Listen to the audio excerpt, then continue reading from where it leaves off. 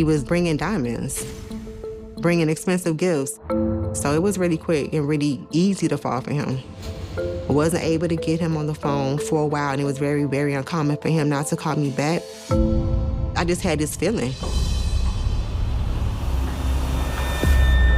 Miami-Dade County Police and Fire, where is your emergency? Somebody tried to kill me. Upon entry, we have a adult male that's laying down in the hallway. What's unique is that just 1 month prior at the exact same location, someone had been shot on the same premises.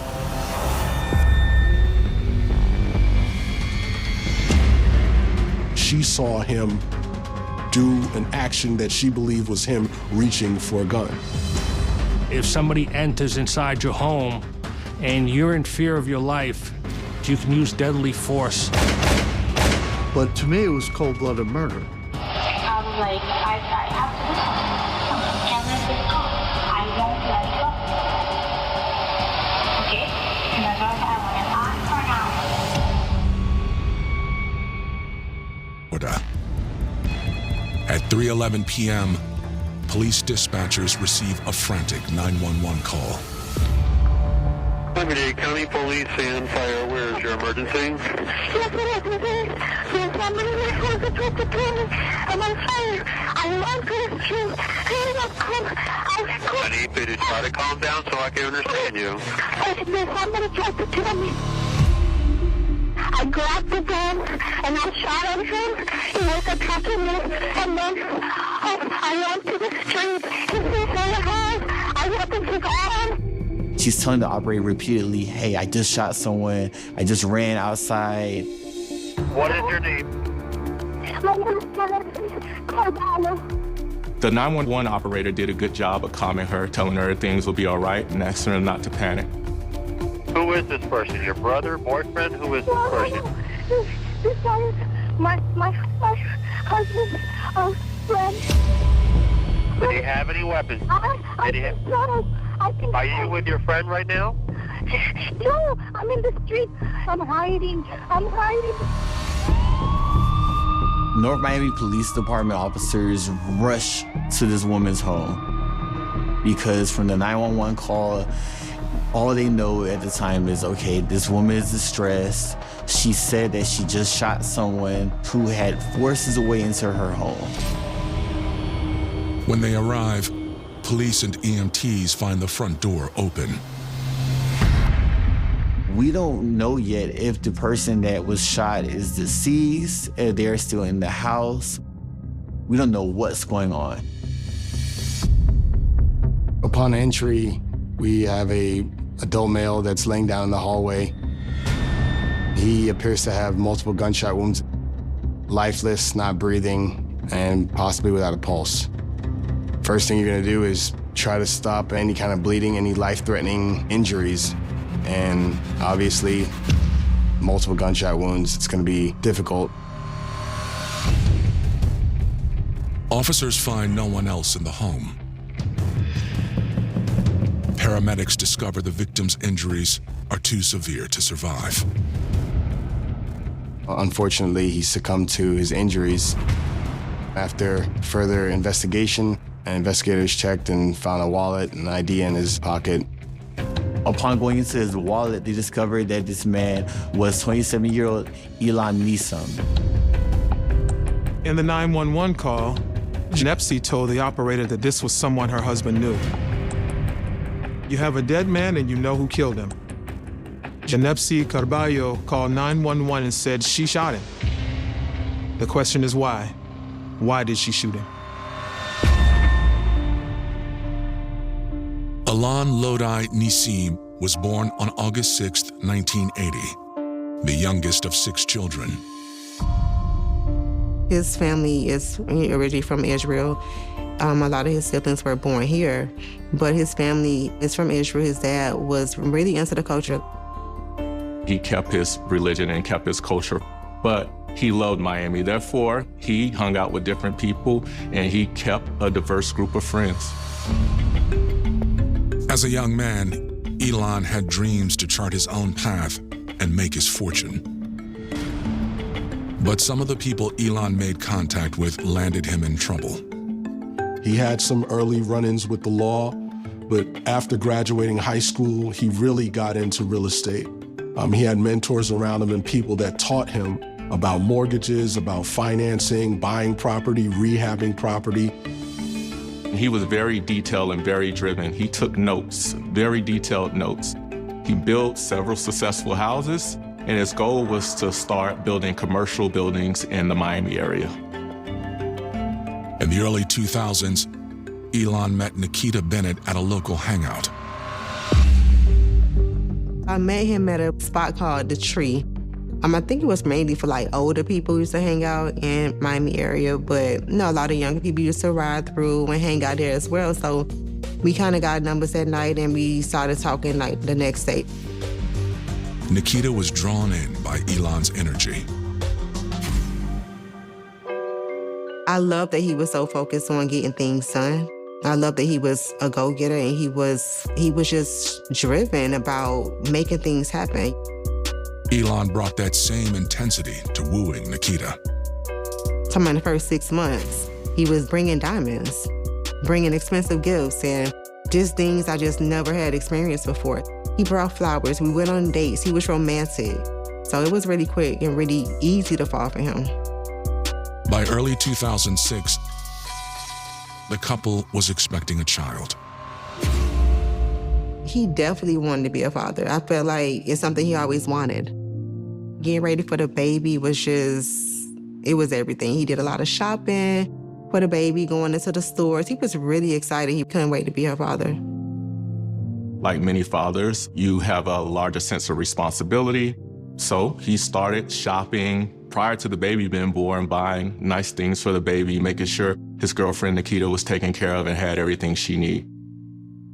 In October of 2006, Nikita gave birth to a beautiful baby girl. Elon was very excited. This was his first child and he always wanted to be a father. Elon and Nikita connected with other young parents, including Orlando Mesa and Janepsy Carballo. They had a young child about the same age as our child. Actually, they were the same age. They had a son, we had a daughter. So we kind of bonded a little bit. Janepsy and Orlando were both immigrants from Cuba. They both came to Miami and settled. They were known for being very driven, very work-oriented. Like Elon, Orlando rose from humble beginnings to become a successful businessman. Orlando had 2 successful food trucks, and because of the success with the food truck industry, he wanted to branch out and build on that success. So he met Elon, and Elon was introducing him to the real estate industry. They liked each other, they got along, so they decided to work together. In early 2008, the future looked bright for the 2 entrepreneurs and their families. We had plans of going on his boat and doing some things as couples, just getting to know their family a little bit. I thought they were really nice. Life was good for Elon. He was living the American dream. He had a daughter, he had his girlfriend, and he was living well. But on the afternoon of May 20th, 2008, Elon lies dead in a North Miami home from multiple gunshot wounds. 31-year-old Janepsy Carballo called 911, claiming she shot Elon after a confrontation in her home. Janepsy Carballo had called and told them that there was an intruder, that there was a struggle, he tried to attack her, and that she shot him. The officers find Janepsy at the neighbor's house. They take her on down to the station so she can make a statement. Detectives with the North Miami PD arrive on the scene. They get there and they immediately know that they've been to this house before, just a few weeks ago.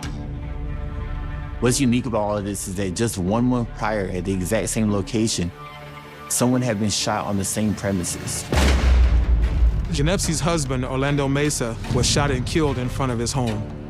That case is still unsolved, and presumably the killer is still on the loose. So that's 2 men who have been killed at this home within 30 days.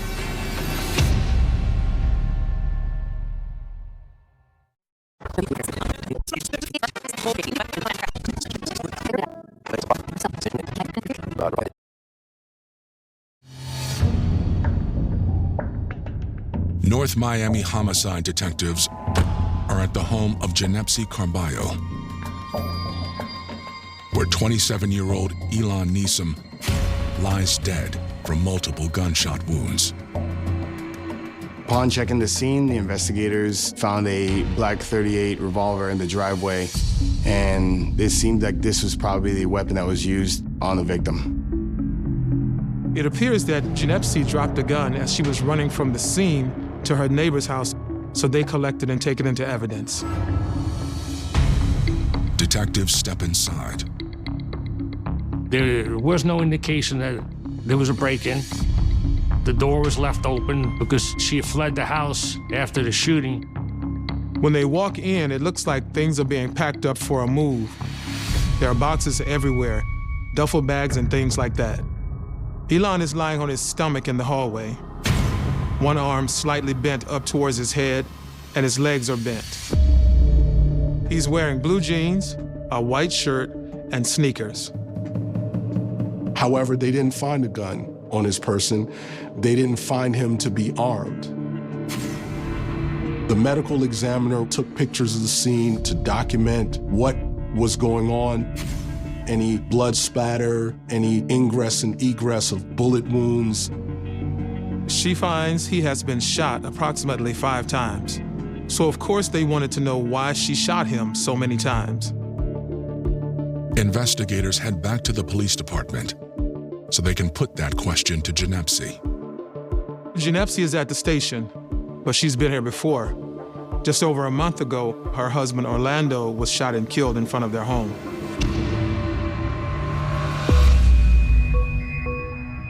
April 20th, 2008, Orlando Mesa and his 18-month-old son Noah were walking, and a vehicle pulled up.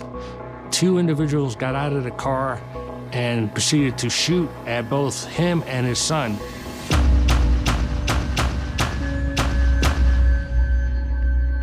The child was shot in the leg and the arm. Although the wounds weren't fatal, the indications were that his son was grazed, and the only reason that he didn't get a full shot was his father was basically protecting him.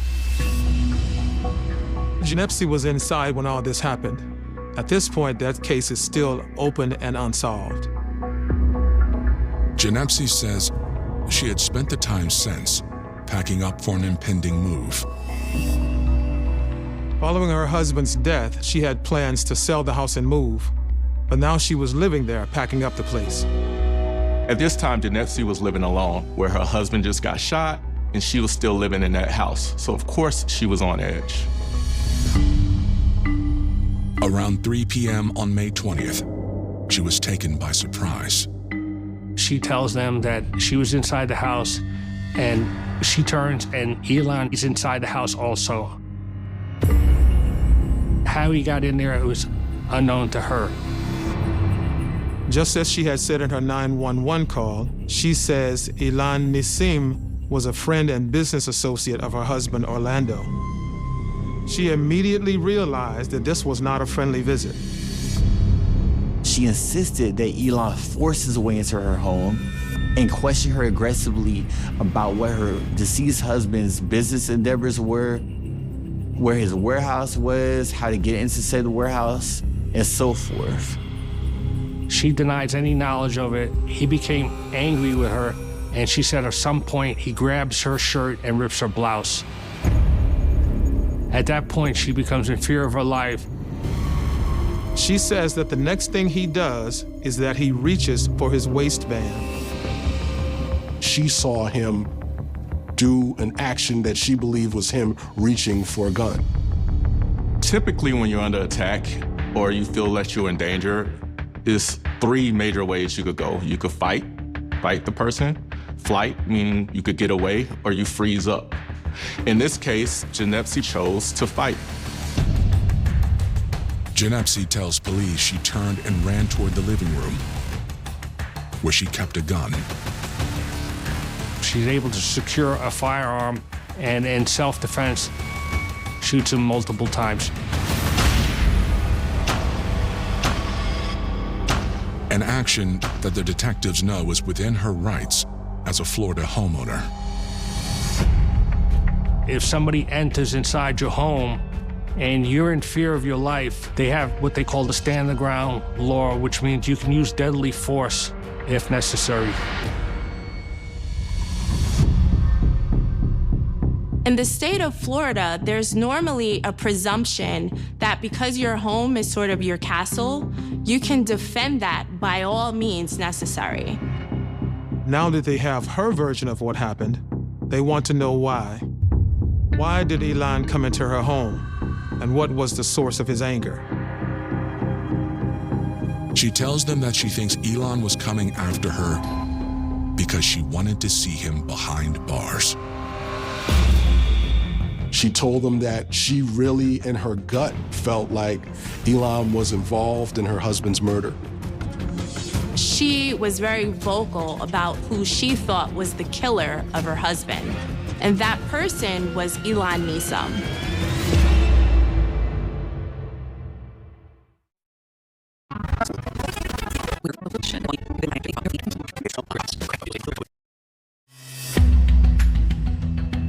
After shooting Elon Newsom when he allegedly threatened her inside her home, Janepsy Carballo tells detectives she suspects Elon was responsible for her husband's death 1 month before. She believed he was behind Orlando's death, and when she saw him in her home, she was terrified. Following the interview with Janepsy, investigators revisit Orlando's case file. On April 20th, 2008, police officers got a flurry of calls insisting that a man and a 17-month-old baby had both been shot. When police arrived, they found Orlando, the couple's son, and Janepsy, who had been inside the home when the shooting took place. She heard the gunshots. She heard a pause, then she heard the gunshots resume. And when she came out, she found her husband, Orlando Mesa, shot. And she was looking for her son. Luckily, a neighbor had grabbed him. The young child was wounded, but stable. Orlando was in a more serious condition. Janepsy had to make a choice whether she would stay there with her dying husband or get in the ambulance with her son. Janepsy ultimately made the choice to ride in the ambulance with her son as Orlando lay on the ground dying. Orlando Mesa was pronounced dead at the scene, and North Miami police began searching for his killers. So because this all happened in the middle of the day, there were a ton of witness reports. A man and a little boy were just moving along when a sedan pulled up and 2 men hopped out of the sedan and ultimately shot Orlando and his little son. The interesting thing about Orlando's murder is the nature of the murder. It seemed to be a hit, an execution. They had no worries about a child being involved. Their mission was to shoot him and make sure he was dead. And if the child was hit, that was just collateral damage that happened. A neighborhood security camera captured the suspects and the getaway vehicle on video. There was a surveillance video that captured these individuals coming up in a vehicle, getting out of the vehicle, firing shots, and then leaving very quickly. But the quality of the resolution of the video was not good enough to make an identification of who those people were. Police issued a be on the lookout based on witness descriptions at the scene, as well as surveillance footage that captured the shooting. Because the killing appeared to be targeted, the initial investigation focused on Orlando's potential enemies. So we're looking into the background of Mr. Mesa a little bit more deeper. Was he involved in drugs? Did he have any enemies? From the outside looking in, one would see Orlando as a hard worker with legitimate jobs. Detectives investigating had spoken to Miss Carballo about who could have been responsible for it. Did her husband have any enemies? Were there any business deals that had gone awry? Even then, Janepsy voiced concerns over Elon's possible involvement. She told detectives that her husband, Orlando Mesa, had given Elon $180,000 to do a real estate deal. And Elon said that that money was stolen from him in a robbery. He lost $180,000. If Orlando was gone, he wouldn't have to repay the $180,000. But when police tried to verify Janepsy's story, they hit a dead end. There were no bank statements, no text messages, no real evidence to correlate her story about the $180,000. In fact, just before Elon was shot, Janepsy was poised to try and help police prove his involvement. One of the North Miami detectives told Janepsy that she should keep contact with Elon. They wanted her to wear a wire. Janepsy agrees to wear a wire as per investigators when talking to Elon so that she could get more information. She never actually wore the wire though. 2 days after she had agreed to wear the wire, as requested of her by detectives, is when Elon was found dead in the Carballo home.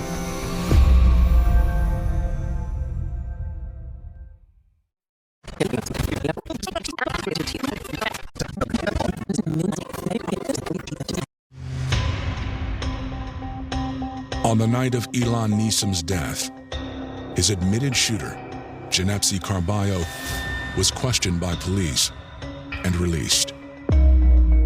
Based on her statement to the police of self-defense and with the stand your ground law in the state of Florida, she was not charged.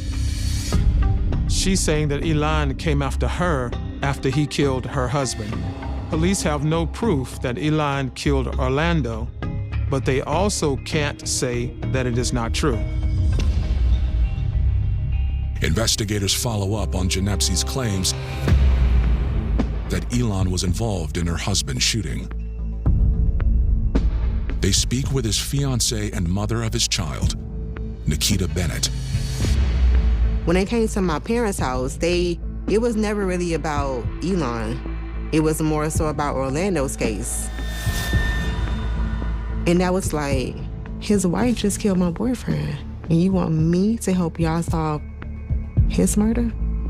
It wasn't making sense. Nikita tells them there is no way Elon was involved. Elon and Orlando were close. As far as Nikita was concerned, there was no animosity between the two. He was helping her, get things situated after her husband had passed, and he had paid for some plumbing to get done in the house. He had was trying to help her sell the motorcycle or the boat, and it was always something that she needed help with, and he would always do it. Nikita also doesn't believe Janepsy's claim that Elon assaulted her. He wasn't that kind of person. He was not going to harm a woman, so that did not sound right at all. I knew something was not right.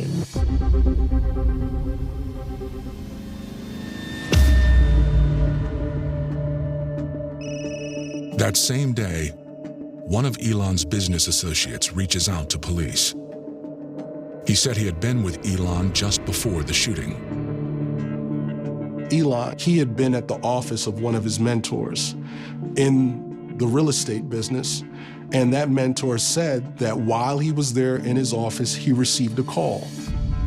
At 1:40 p.m., Elon received a call from Janepsy asking him to bring some items to the house. The mentor says that he, his wife, and his secretary all overheard the phone call. He said that Elon had put that call on speaker, and he was able to hear Janepsy tell Elon that he needed to bring some items to the house, which he said he was going to do. So according to the mentor, Janepsy was aware that Elon was coming over, And that was because she called him over herself. And there were 2 witnesses that could corroborate that Elon was asked by Janepsy to come over to the house. They saw the news, and on the news, they were saying that Elon was an intruder. They said, no, that's not right. According to these witnesses, she knew Elon was coming through. Why would she lie about that? That same day, investigators also get the results of Elon's autopsy. They're trying to match everything up with the type of ammo that was used and try to just piece everything together and try to paint a picture, so to speak, of what happened. She's indicating that Elon confronted her in the hallway just as he entered inside the house. During the conversation, he grabs her. She's moving towards the living room and gets a firearm. According to Ms. Carballo, he was coming towards her and she shot him 5 times. However, the medical examiner determined that most of the shots were into Elon's back. In this case, he was shot on the right side of his upper back, his midline, so he was actually turned. Now, when you're turning to running, then the bullet would go from right to left. In this case, he was fully turned, so the bullet is going straight back. In addition to the 3 bullets in the back, Elon was shot twice in the buttocks. One of those bullets remained lodged in his body. What that means is there's a good possibility that she shot him in the butt when he was on the ground. And it looks like he was down and she continued to shoot him. So there's a difference between her story and what the physical evidence of where he was shot indicates happened. While Janepsy's story appears to be falling apart, investigators cannot prove the killing was intentional under Florida law. As long as you stand in that spot and an attacker pursues you and you harm that attacker, you're covered. In some cases, people actually pursued the individual and they got off using the stand your ground law.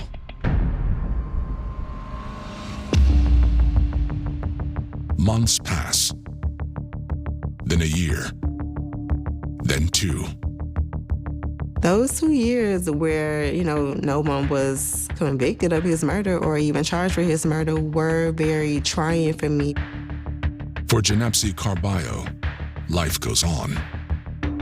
Despite all of the stressors that were going on at the time, Janepsy was very resilient business-wise. She actually moved on to open up a pain clinic in Broward County, Florida.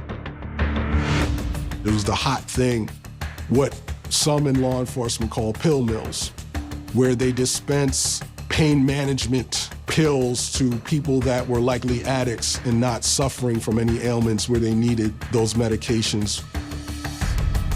In 2010, Janepsy once again gets the attention of law enforcement. There were complaints that she was actually conducting these pain management clinics in an illegal way, and the DEA wanted to know what was going on.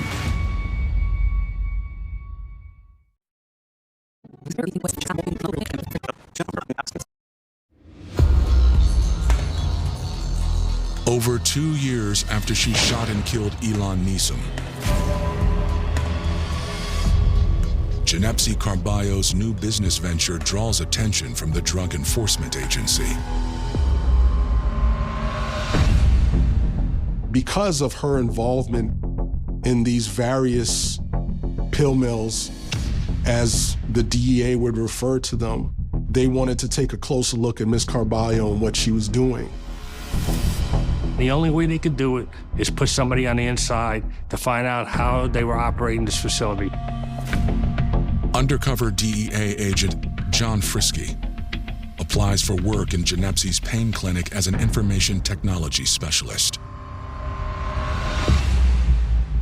I was going into her pill mill to check for illegalities and found quite a few.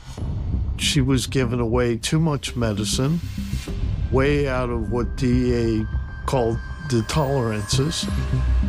I wore a camera and a video device so that I could record all the sounds that were said.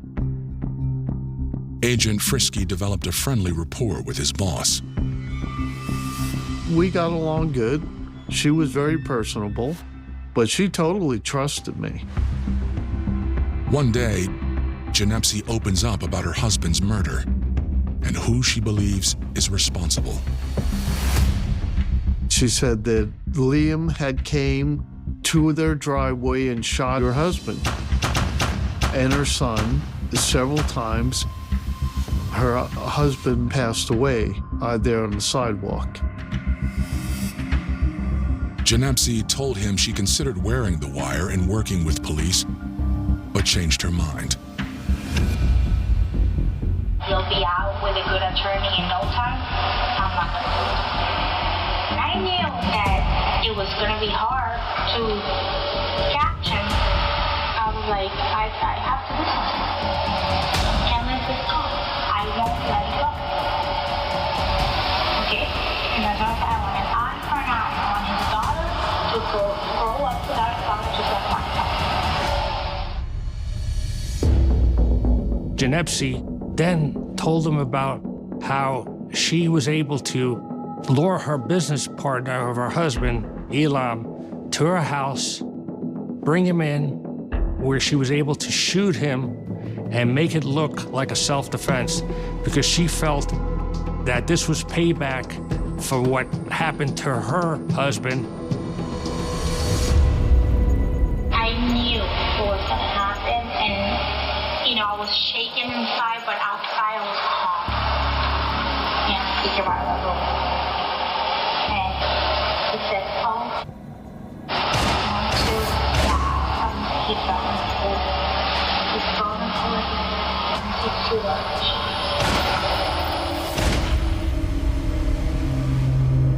She told me she shot him and put it into his life.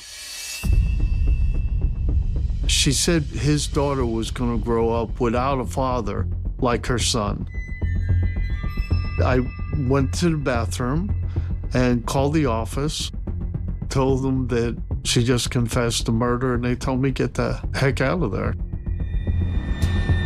And Janepsy had no idea that she had just confessed to an undercover DEA agent and her empire was on the verge of collapsing.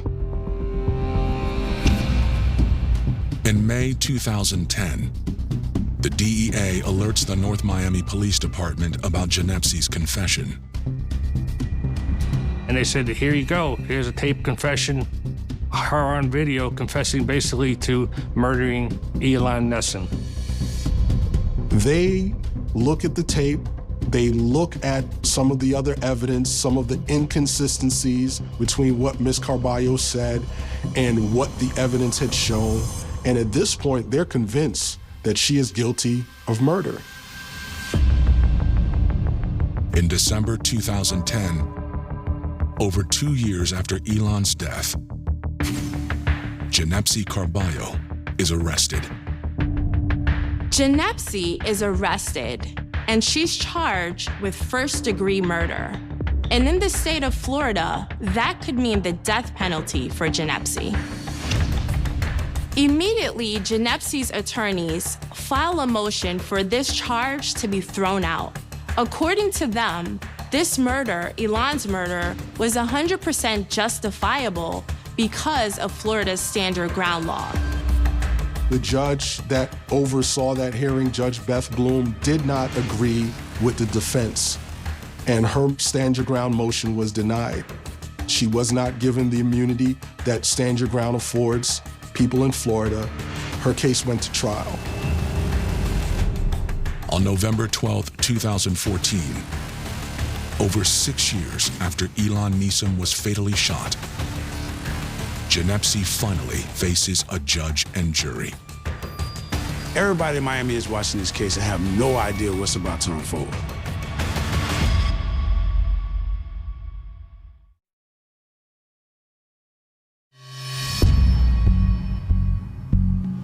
In November 2014, Janepsy Carballo is on trial for the shooting death of Elon Neeson.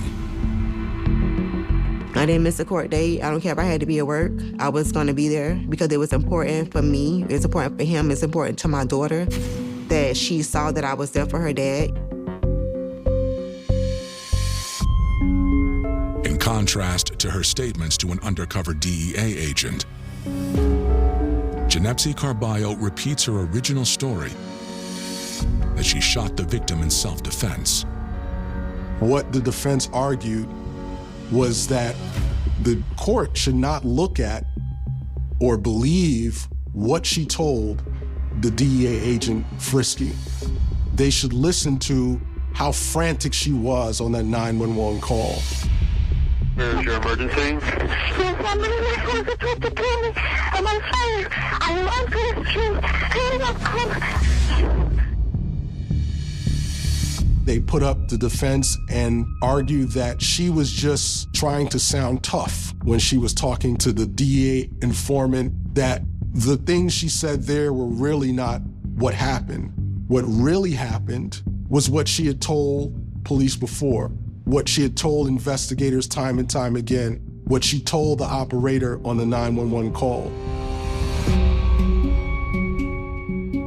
The prosecution focuses on the testimony of Elon's mentor, who overheard a phone call between Janepsy and Elon shortly before Elon was killed. They said that she brought him over there. She didn't tell the 911 operator about that. She lured him to the house because she wanted to kill him. He was trying to help her honor his friend who had been killed, so he said yes. The star witness in the case is DEA agent John Frisky. I was called in to testify, introduced the tape, recording and the video that I made.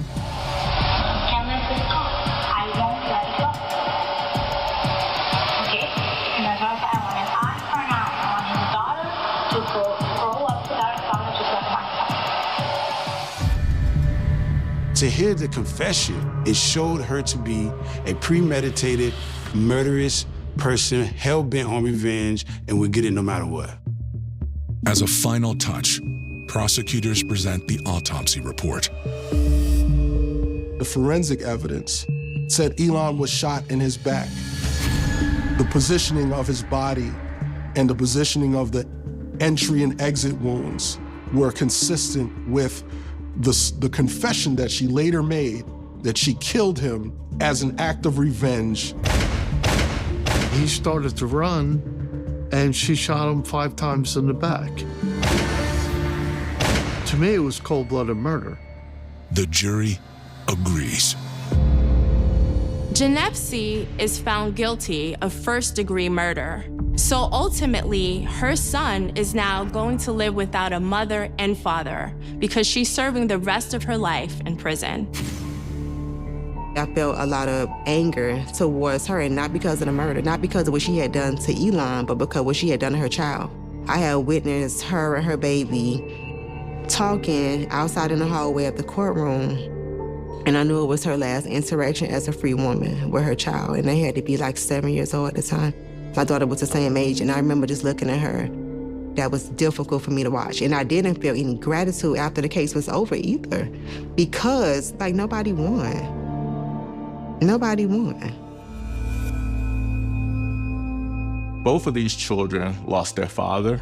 Orlando's son lost his father and his mother. His mother's taken away from serving time in prison now.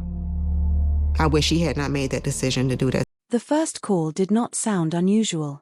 A 12-year-old girl had collapsed after complaining of a sore throat. In a city the size of Chicago, ambulances raced toward emergencies every hour. Heart attacks, car crashes, falls, children with high fevers. It was another gray morning at the end of September in 1982, and nothing about that dispatch suggested that history had just shifted in a way no one could yet understand.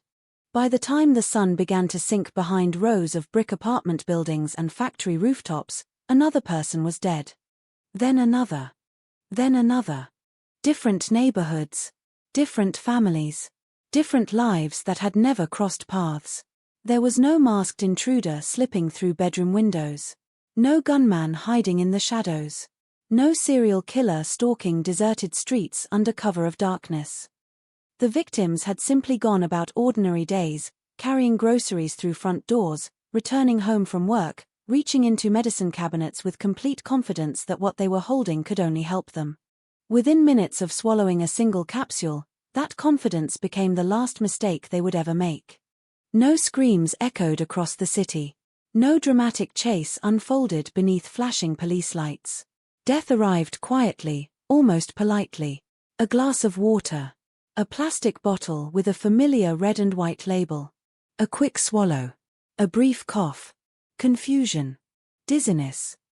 Then panic spread across living rooms, kitchens, bedrooms, and emergency rooms before anyone even realized they were connected by an invisible thread. Imagine opening your medicine cabinet today. Inside sits a bottle of pain reliever that has been there for weeks.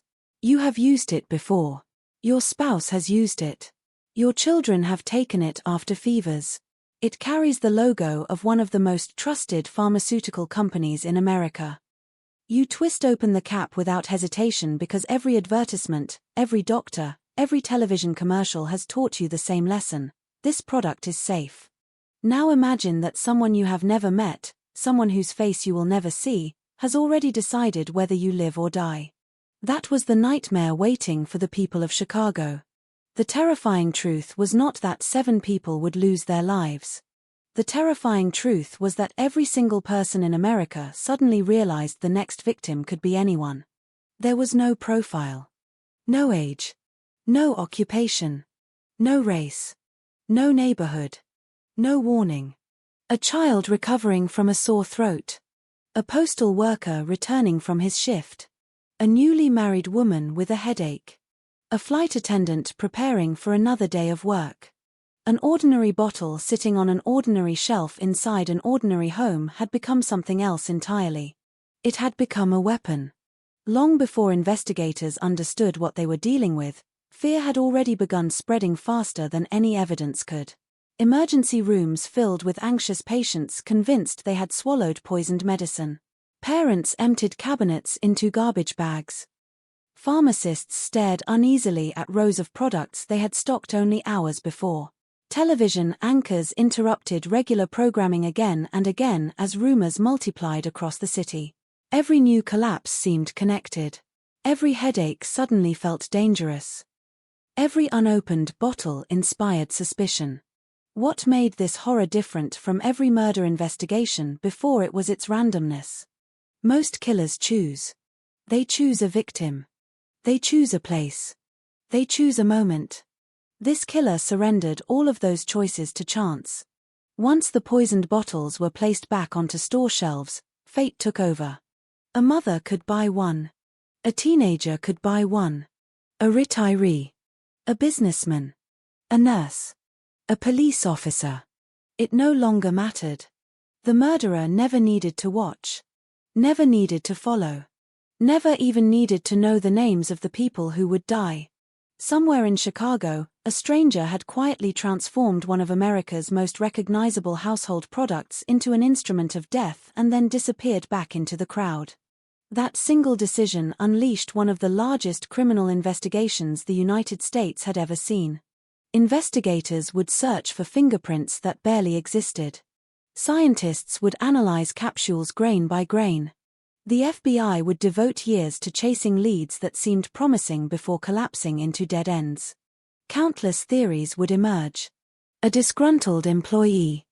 An extortionist. A terrorist before the word became part of everyday American vocabulary. A brilliant psychopath fascinated by chaos. Each possibility carried just enough truth to survive, but never enough evidence to become certainty. Even decades later, no courtroom would ever hear the full story because no one could say with confidence who had actually committed the murders. That uncertainty became its own kind of wound. For the families, there would be no confession. No trial that answered every question. No moment when the killer looked into the eyes of the people whose lives had been destroyed. Instead, there would only be birthdays without children, empty chairs at family dinners, unopened photo albums, and memories forever interrupted by a simple act that every person performs without thinking: taking medicine. The murders also exposed a frightening weakness hidden inside modern society. People often worry about strangers breaking into homes. They worry about dark parking lots. They worry about walking alone after sunset. Few stop to question the products lining supermarket shelves. Factories produce millions of items every day under the assumption that once they leave the assembly line, they remain exactly as they were intended until they reach the customer. In 1982, that assumption shattered. The chain of trust connecting manufacturer, retailer, pharmacist, doctor, and consumer broke apart almost overnight. Every bottle became suspect. Every package invited doubt. For perhaps the first time in American history, millions of people looked at everyday medicine with genuine fear. The consequences stretched far beyond Chicago. They reached every state, every pharmacy, every hospital, every family medicine cabinet. Laws would change. Packaging would change. Entire industries would redesign the way products reached consumers. The plastic seals, foil barriers, shrink wrap, and tamper-evident packaging that people casually peel away today all exist because of what happened during those few terrible days.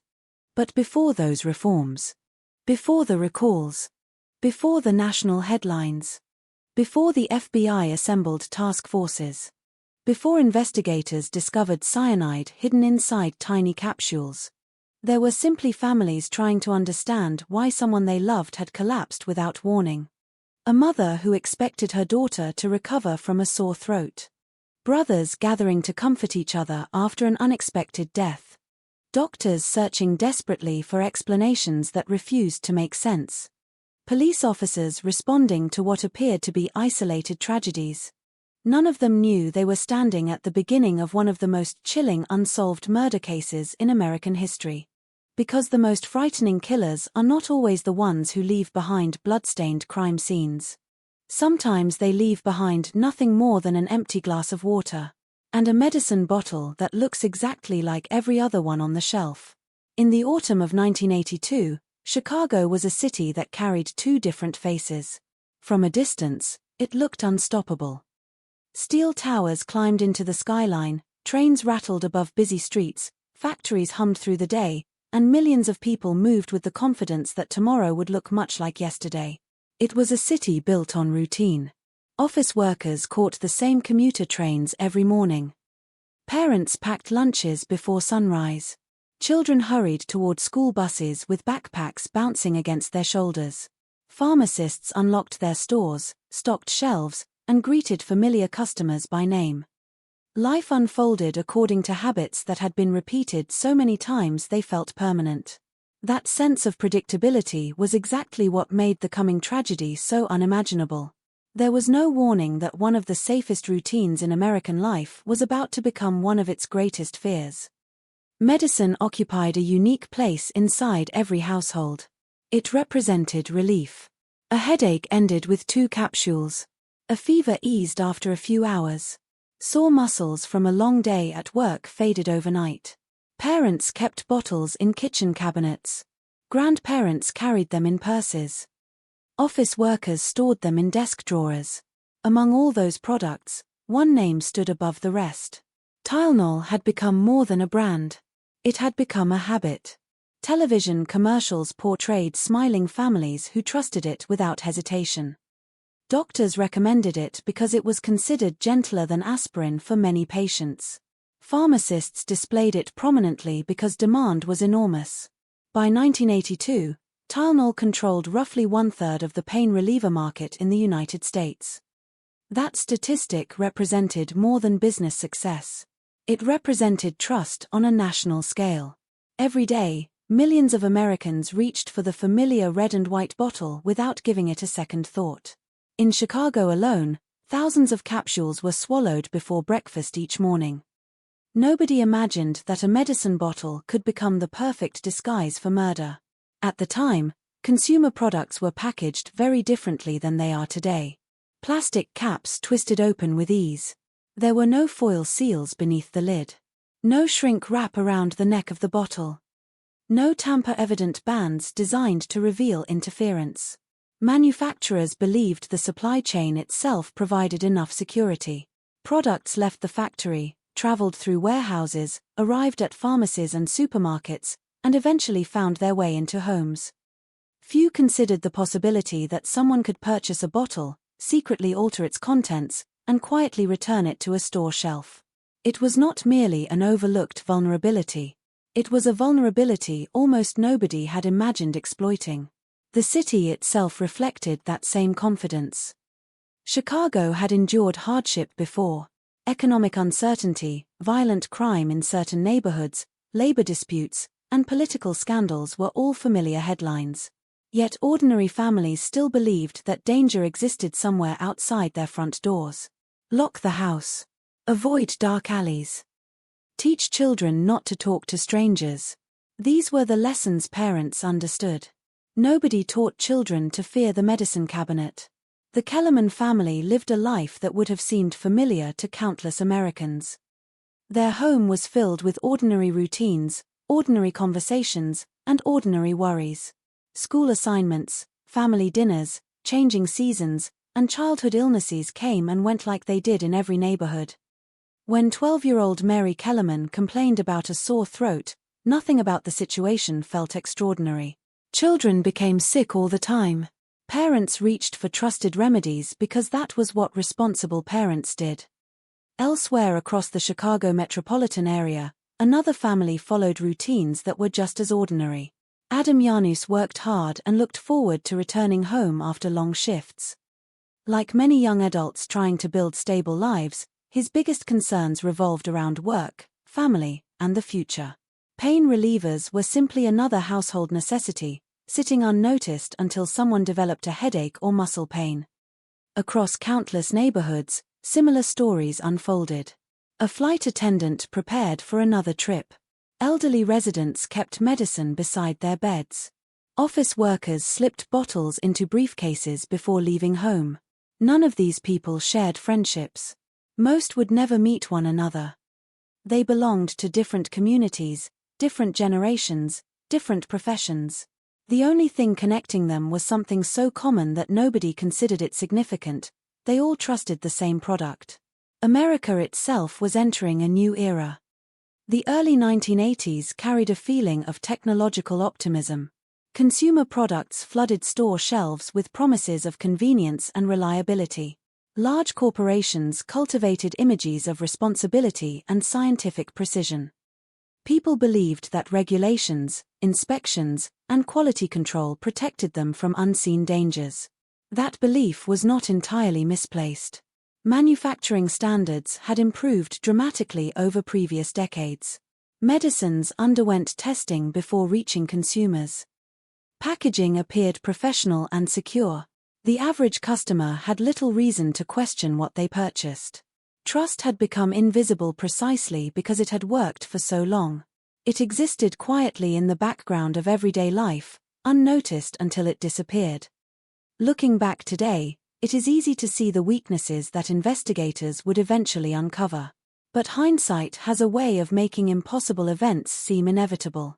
In September 1982, there were no warning signs that captured national attention. No earlier cases suggested someone intended to transform over-the-counter medication into a murder weapon. Criminal investigations traditionally began with relationships. Detectives asked who knew the victim, who held a grudge, who benefited from the death. Those questions had solved countless murders because human violence usually followed recognizable patterns. Jealousy, revenge, greed, anger, domestic conflict, organized crime. The Chicago Tylenol murders would erase those assumptions almost overnight. The victims had no common enemy. They did not belong to the same family, the same workplace, or the same social circle. There was no obvious motive connecting their deaths. Before investigators even realized they were searching for a serial poisoner, the city itself continued moving forward. Morning traffic crawled along expressways. Cashiers scanned groceries. Pharmacists restocked shelves. Children laughed on playgrounds. Life looked perfectly ordinary because the threat remained invisible. Somewhere, perhaps only a few miles away from families who would soon suffer unimaginable loss, an unknown individual had already set events into motion.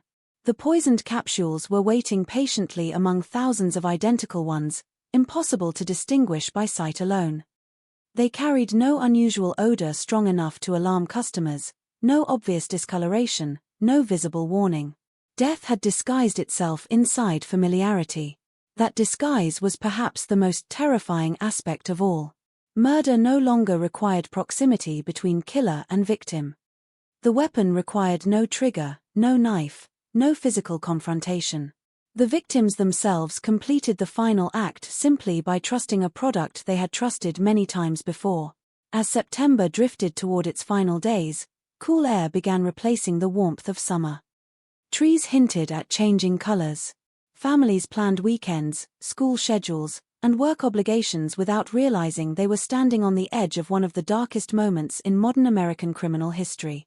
Within hours, the ordinary rhythm of Chicago would fracture. Television stations would abandon scheduled programming.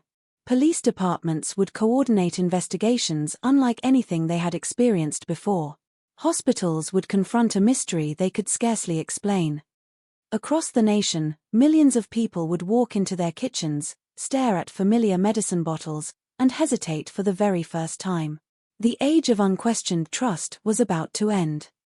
Every victim left behind a different story, but together they became part of a tragedy that erased the illusion that random acts of violence belonged only in fiction. They did not know one another.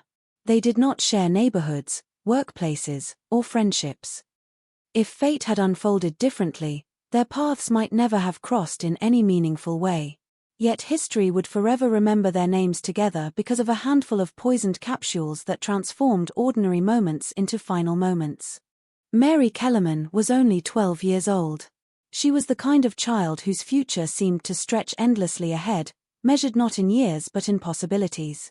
Like many girls her age, her days revolved around school, family, and the quiet routines of growing up.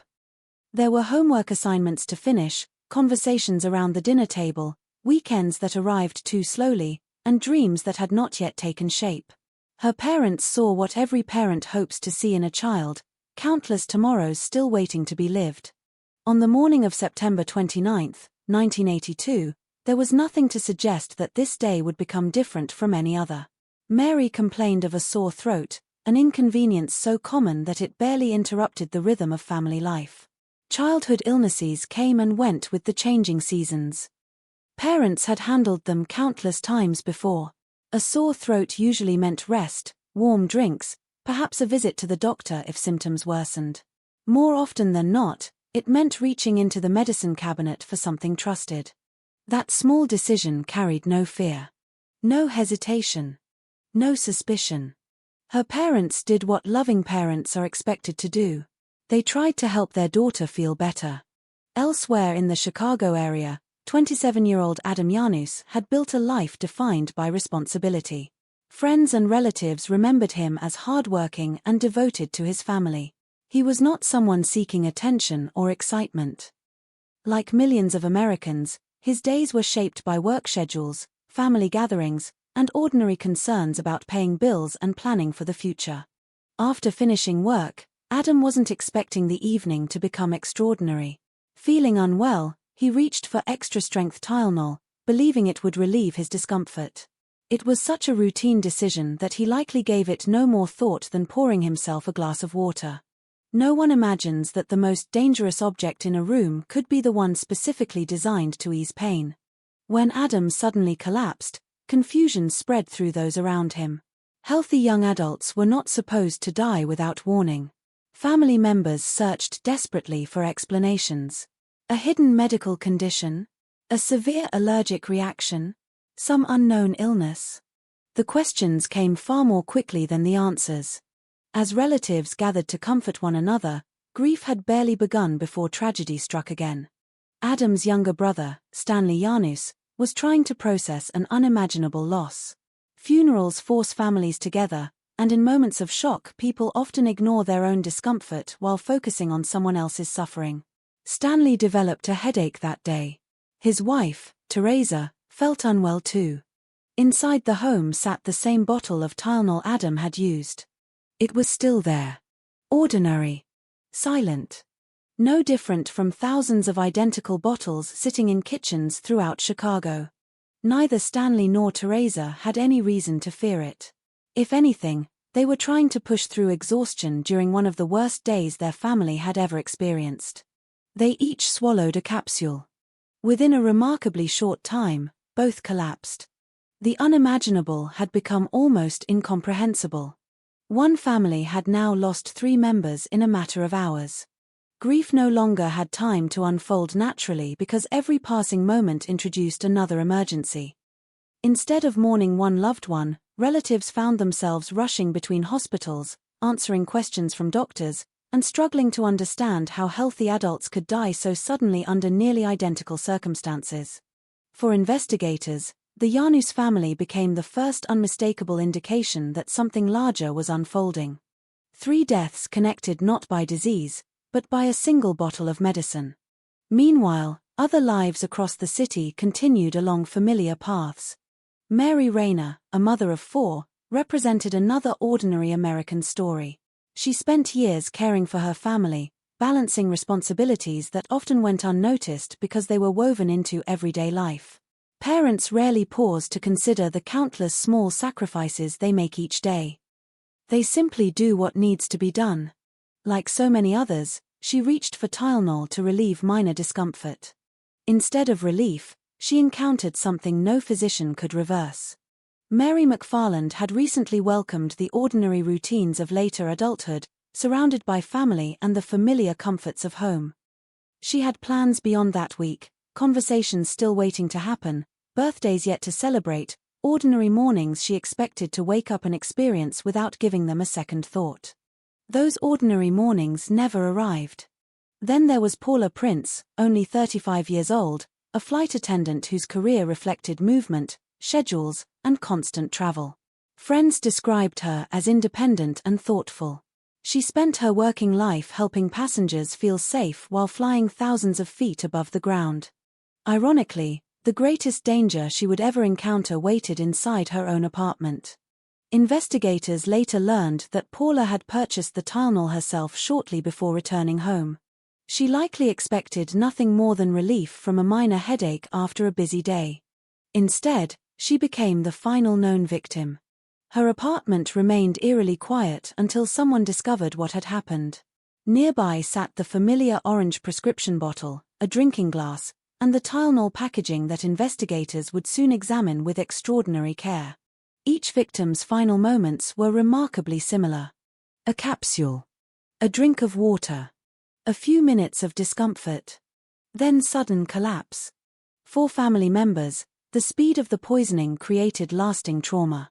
There was little opportunity to say goodbye. Little time to comprehend what was happening. Loved ones who appeared only mildly ill deteriorated with terrifying speed, leaving relatives helpless as emergency responders fought battles that had effectively been lost the moment the capsules were swallowed. The randomness made mourning especially difficult. There was no argument to replay. No dangerous neighborhood to blame. No suspicious stranger remembered standing nearby. The victims had not made reckless decisions. They had trusted one of America's most recognizable medicines. That simple fact haunted investigators as much as it haunted grieving families. The 7 people who lost their lives differed in age, occupation, personality, and circumstance. One was a child just beginning her life. Others were adults building careers and families. Some lived alone. Others were surrounded by loved ones. Yet in death, they became connected forever by an invisible hand that had reached into their lives without warning. Long after the funerals ended and headlines faded from newspaper front pages, the families would continue asking the same impossible question. Why them? It is perhaps the cruelest question in the entire case because no evidence has ever provided an answer. The victims were not chosen because of who they were. They were chosen because they happened to pick up the wrong bottle from the wrong shelf at the wrong moment. In that terrifying reality lies the enduring horror of the Chicago Tylenol murders. The killer may never have known their names. History never forgot them. The morning of September 29, 1982, began without urgency. Across the suburbs and neighborhoods surrounding Chicago, alarm clocks rang at their usual hour. Parents hurried children through breakfast. Cars backed out of driveways. School buses followed familiar routes beneath a sky that gave no indication history was quietly changing.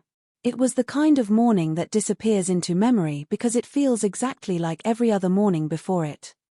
No one could have imagined that before the day was over, hospitals, police departments, and families across the city would be struggling to understand a nightmare with no obvious beginning and no visible perpetrator. Inside the Kellerman home, the atmosphere was calm. Mary Kellerman had woken with a sore throat, something that seemed more inconvenient than alarming. At 12 years old, she had experienced childhood illnesses before. Her parents had cared for her through fevers, coughs, and seasonal colds. A sore throat did not seem like the start of a medical emergency.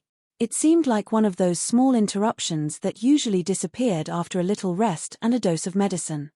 A bottle of extra-strength Tylenol sat where countless medicine bottles sat in American homes. It had earned its place through years of trust. There was nothing unusual about its appearance. The label was familiar. The capsules looked exactly as expected. Nothing warned the family that one capsule had already been transformed into something unimaginably deadly. Mary swallowed the medicine with water. For a few moments, life continued normally. No dramatic reaction. No immediate collapse. Only the expectation that she would soon begin feeling better. Instead, her condition changed with terrifying speed. She became weak. Her breathing became labored. Confusion spread across the room faster than anyone could understand. Her parents watched their daughter deteriorate before their eyes, unable to explain what they were seeing. A sore throat did not lead to this. Healthy children did not suddenly lose consciousness after taking medicine meant to help them. Emergency responders rushed her to the hospital. Doctors immediately began searching for an explanation. The symptoms appeared bizarre. Mary's body was shutting down rapidly, yet there was no obvious injury. No clear disease explained the speed of her decline. Physicians attempted every intervention they believed might save her life, but nothing slowed the invisible poison already moving through her bloodstream. Within a remarkably short period of time, Mary Kellerman was dead. The loss stunned everyone involved. Doctors struggled to explain it.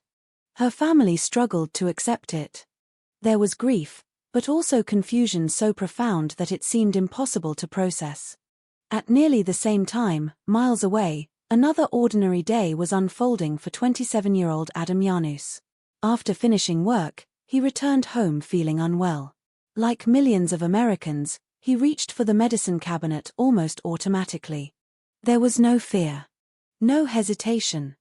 The Tylenol bottle represented comfort, not danger. Adam swallowed a capsule. Minutes later, everything changed. His condition deteriorated so rapidly that those around him barely had time to react. The symptoms were violent and overwhelming. Breathing became difficult. His body began failing with astonishing speed. By the time medical personnel attempted to intervene, the poison had already inflicted irreversible damage. Adam died before anyone understood what had truly killed him. 2 unexplained deaths in different parts of the metropolitan area still did not suggest a pattern. Strange medical cases occasionally occurred. Doctors considered allergic reactions, hidden illnesses, even rare metabolic disorders. The idea that 2 healthy people had been murdered through the same over-the-counter medicine seemed almost impossible. As relatives gathered inside the Janus home, the atmosphere was heavy with disbelief. Family members embraced one another, trying to make sense of a tragedy that had arrived without warning. People spoke quietly. Coffee cups sat untouched on kitchen counters. Questions filled every conversation, but answers remained painfully absent. In the middle of that grief, Stanley Janus complained of a headache. No one considered that detail important. After all, headaches were common during periods of stress. Someone reached for the same bottle of Tylenol Adam had used earlier. Stanley swallowed a capsule. His wife, Teresa, feeling discomfort herself, took one as well. It was an ordinary decision. One repeated millions of times every single day across America. Within minutes, ordinary disappeared forever. Stanley suddenly became gravely ill. Teresa followed almost immediately. Family members who had already watched one loved one die now found themselves witnessing another emergency unfold directly in front of them. The house that had become a place of mourning transformed into a scene of chaos. Calls for ambulances echoed through rooms still filled with relatives trying to understand what they were seeing. 2 more members of the same family collapsed. 2 more lives slipped away despite desperate medical efforts. The speed of the deaths defied logic. Doctors began comparing notes. Police officers who initially believed they were responding to unrelated incidents suddenly found themselves confronting an impossible coincidence. 3 members of one family had died within hours. All had taken medicine from the same bottle. That realization changed everything. Investigators immediately focused on the Tylenol capsules. The bottle itself suddenly became more important than any witness statement. Medical examiners ordered urgent toxicology testing. Questions multiplied faster than evidence. Could the medicine have been contaminated during manufacturing? Was this an isolated accident?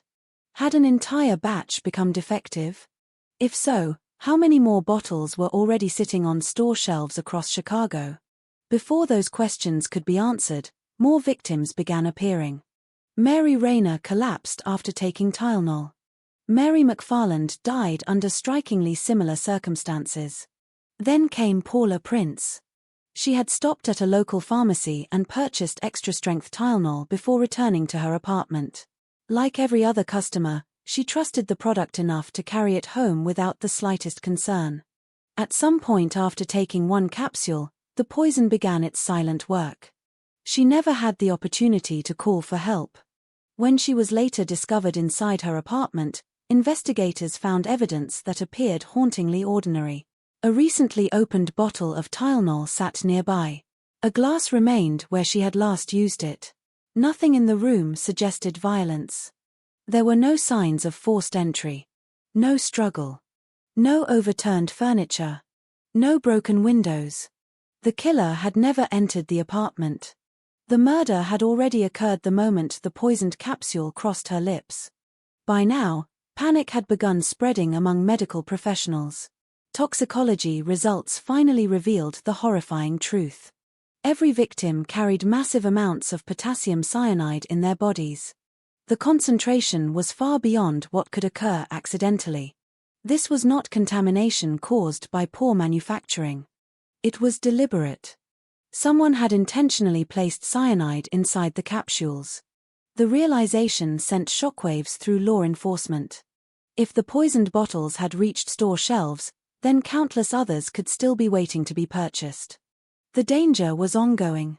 Every unopened bottle represented uncertainty. Every customer walking into a pharmacy could unknowingly become the next victim. Police departments across the Chicago area immediately began issuing urgent public warnings.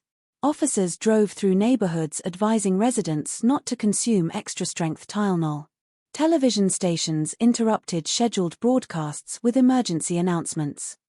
Radio hosts repeated the warning hour after hour.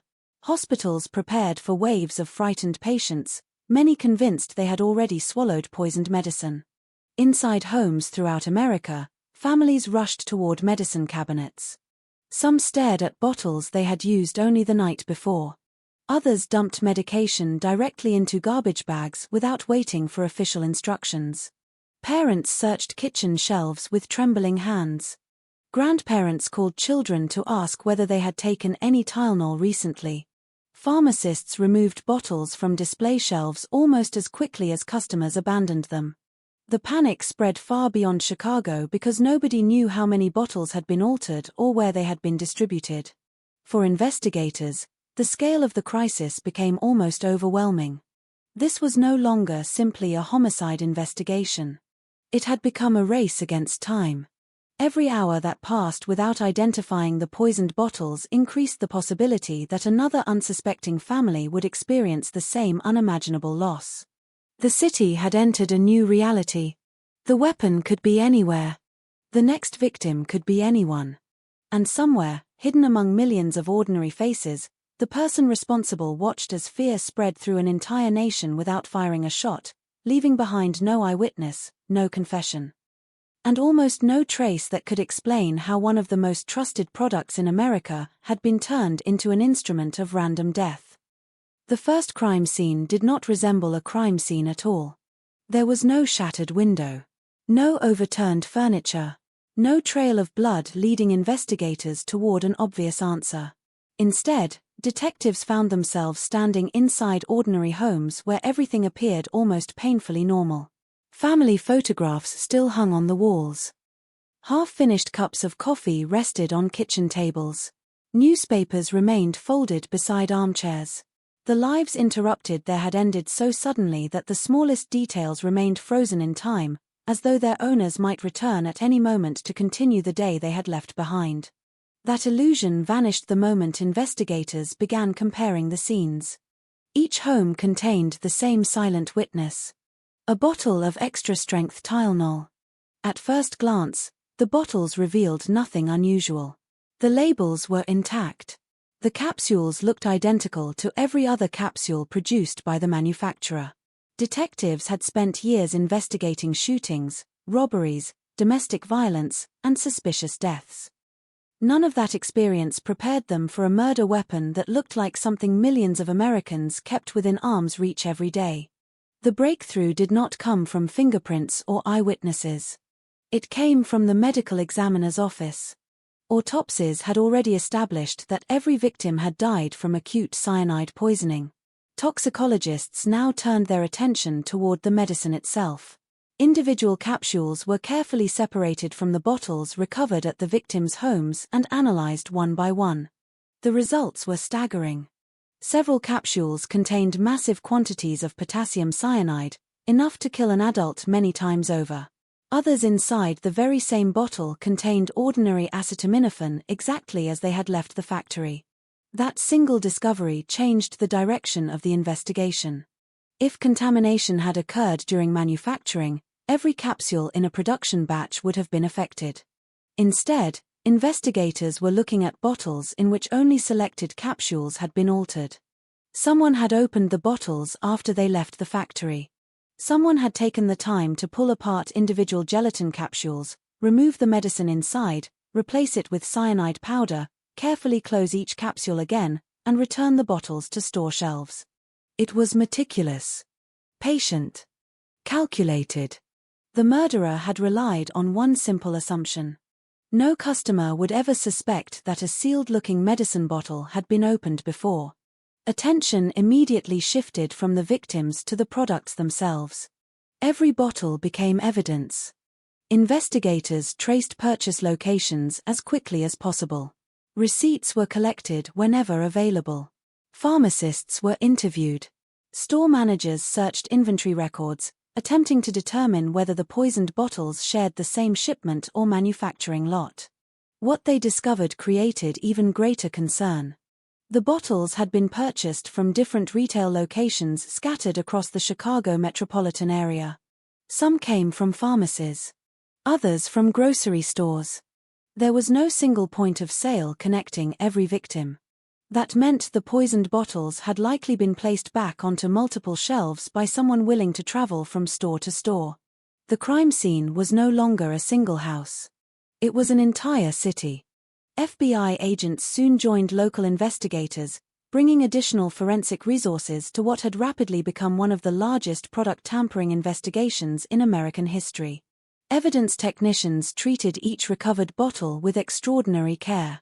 They searched for latent fingerprints, hair fibers, tool marks around the caps, and microscopic signs of tampering.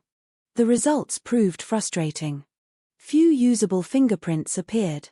Those that did were overwhelmingly consistent with innocent handling by customers, family members, pharmacists, or store employees. Nothing clearly identified the person responsible. The capsules themselves offered little comfort. Cyanide destroyed lives with brutal efficiency, but it revealed almost nothing about the individual who had handled it. The chemical could explain how the victims died. It could not explain who wanted them dead. Investigators reconstructed the manufacturing process at the production facilities. Engineers walked detectives through every stage, from mixing ingredients to bottling and shipping. Quality control records were examined in detail. Nothing suggested contamination inside the plant. Production lines operated normally. Random samples retained by the manufacturer showed no cyanide. Employees had reported no suspicious incidents. The evidence steadily eliminated one possibility after another. The factory was not the crime scene. The murders had occurred somewhere between the manufacturing plant and the consumer's medicine cabinet. That realization forced investigators into unfamiliar territory. Instead of searching for one location, they had to reconstruct an invisible journey taken by dozens of bottles through warehouses, delivery trucks, distribution centers, retail shelves, shopping carts, and finally into family homes. Every step represented an opportunity for interference. Every employee became a potential witness. Every store became a possible location where the killer had quietly placed poisoned bottles back among untouched inventory. Meanwhile, fear continued spreading faster than evidence. Police switchboards became overwhelmed with calls from anxious citizens asking whether their medicine was safe. Emergency departments admitted people who believed they had swallowed poisoned capsules, even when later examinations revealed no exposure. Some patients experienced genuine symptoms brought on by overwhelming fear. Others simply wanted reassurance before opening another bottle of medication. Across Chicago, trust itself had become another casualty. The investigation also revealed an unsettling characteristic of the murderer. There was no indication the killer had watched the victims.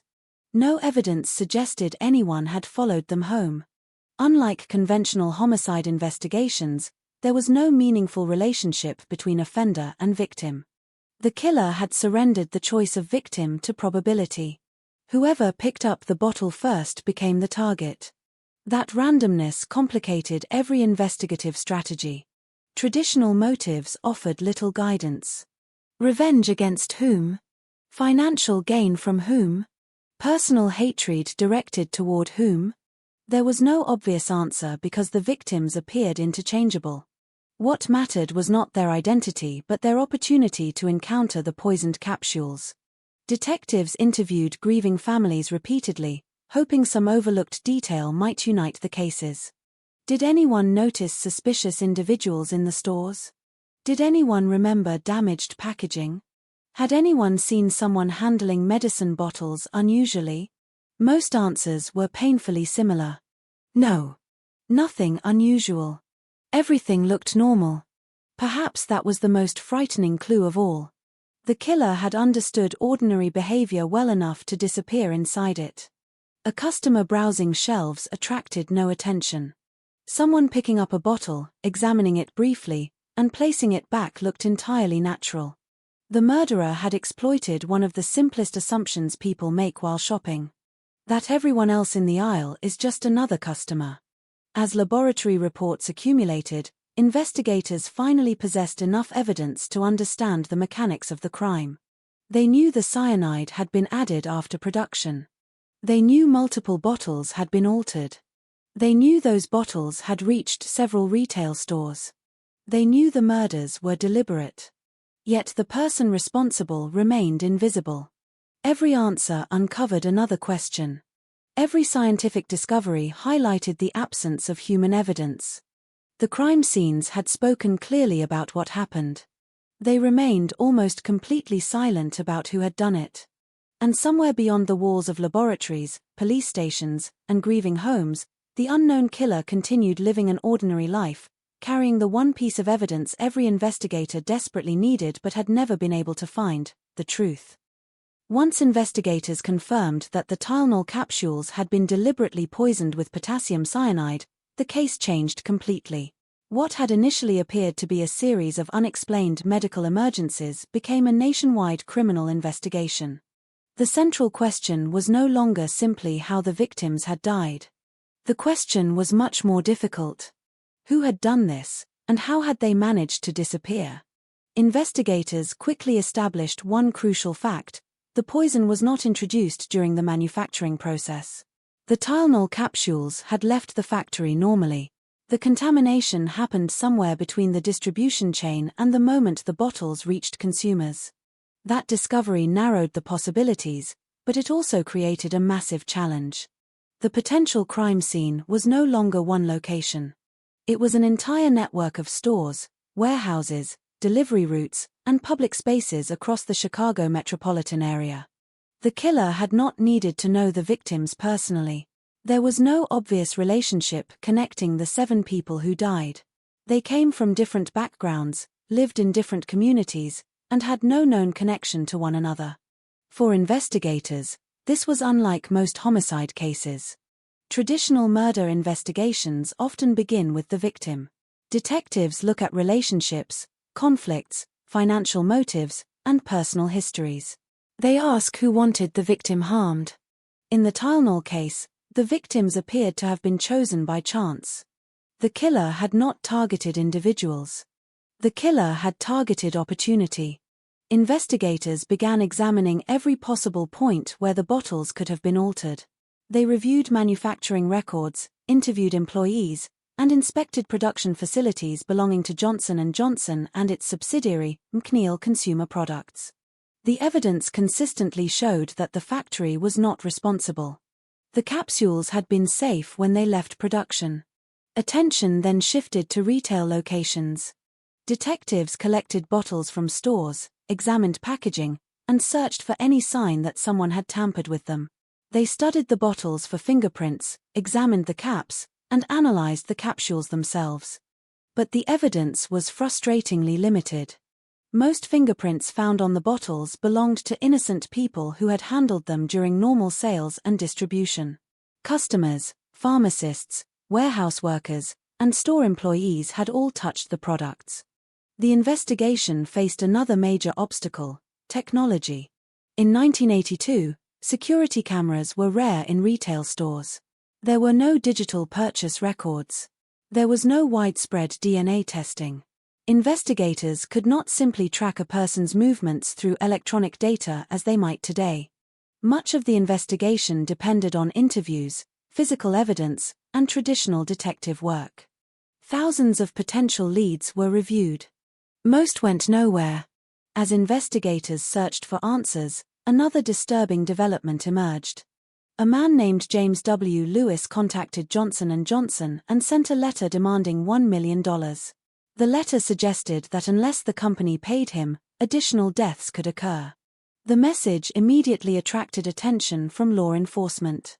Lewis became one of the most recognizable suspects connected to the case.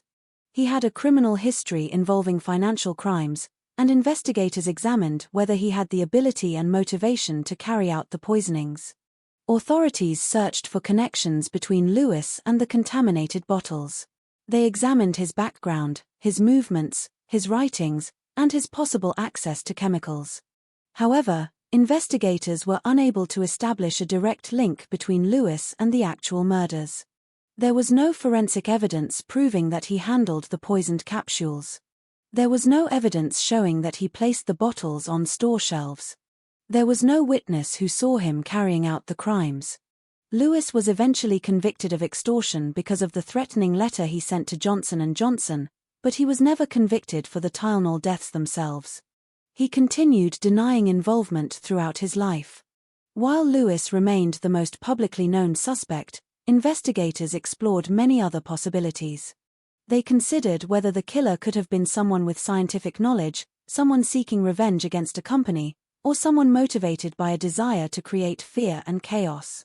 The problem was that almost every theory lacked the evidence needed to move beyond speculation. The investigation also revealed one of the most unsettling aspects of the crime: the offender had taken advantage of a weakness in everyday consumer safety.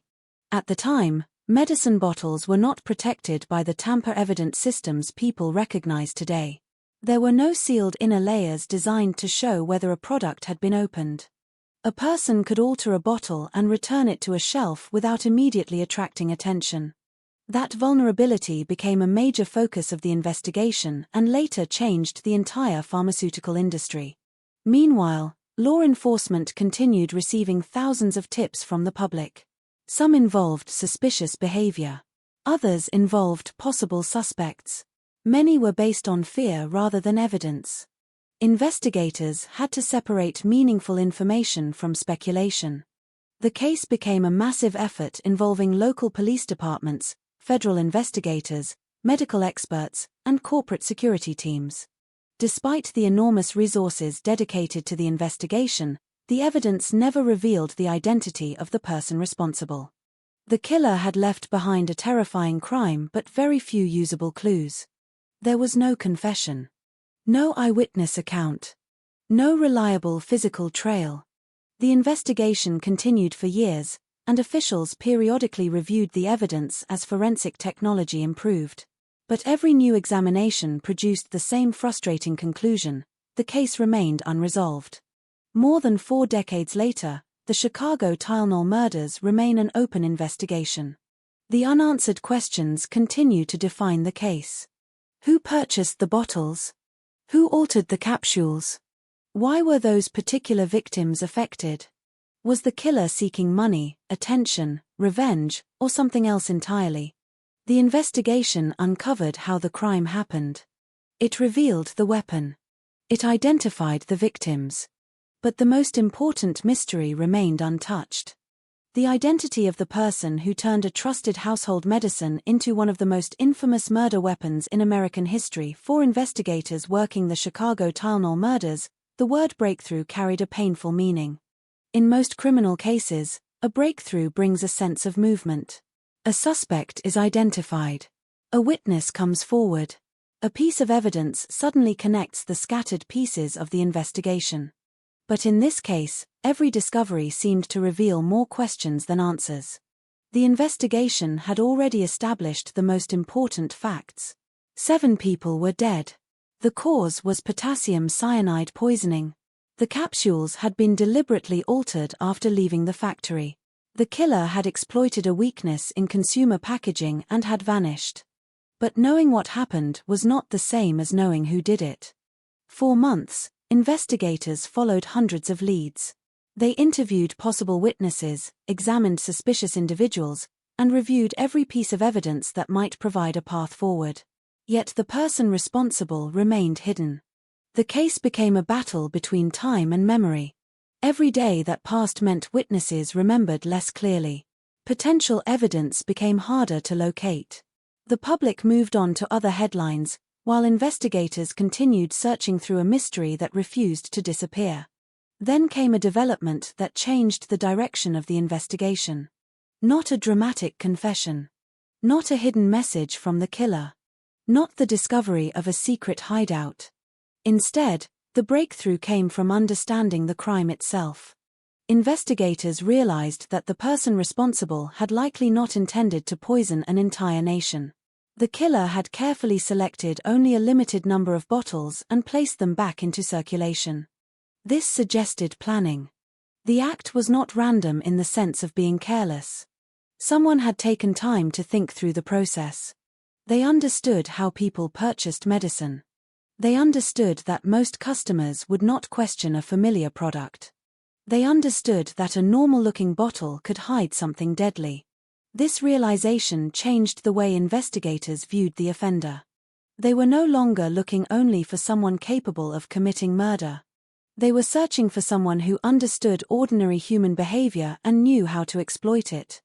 The investigation also led to one of the most important consequences of the case: a complete transformation of product safety standards. Before 1982, many consumers assumed that products on store shelves were protected simply because they came from trusted companies. Packaging was designed primarily for convenience, not for preventing deliberate interference. The Tylenol murders exposed a vulnerability that few people had considered. A bottle could appear untouched while secretly containing something dangerous. The response was immediate and unprecedented. Johnson & Johnson made the decision to remove Tylenol products from stores across the country. The company recalled millions of bottles, even though the financial cost was enormous. It was a decision that prioritized public safety over short-term losses. The recall became one of the largest consumer product recalls in American history at the time.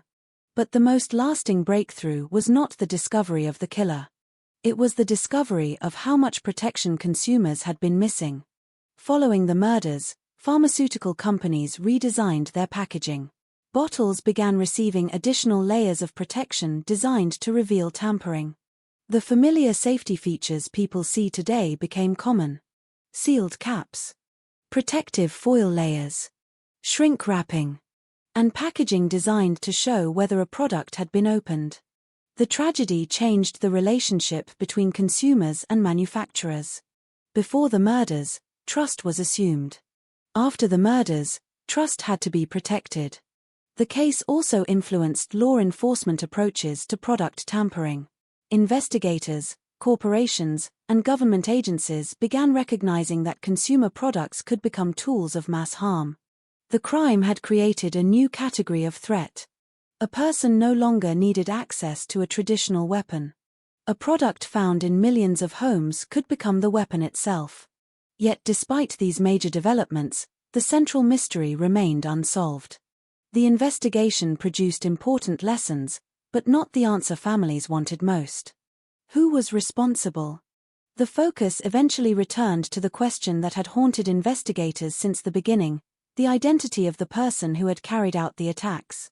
Among the strongest suspects remained James W. Lewis, whose extortion letter had brought him into the center of the investigation. Authorities continued examining his possible involvement over the years. His name remained attached to the case because his actions demonstrated a disturbing connection to the crisis. However, suspicion was not enough. Investigators needed proof. And proof never came. No physical evidence placed Lewis at the stores where the poisoned bottles appeared. No evidence directly connected him to the cyanide. No witness could confirm that he handled the capsules.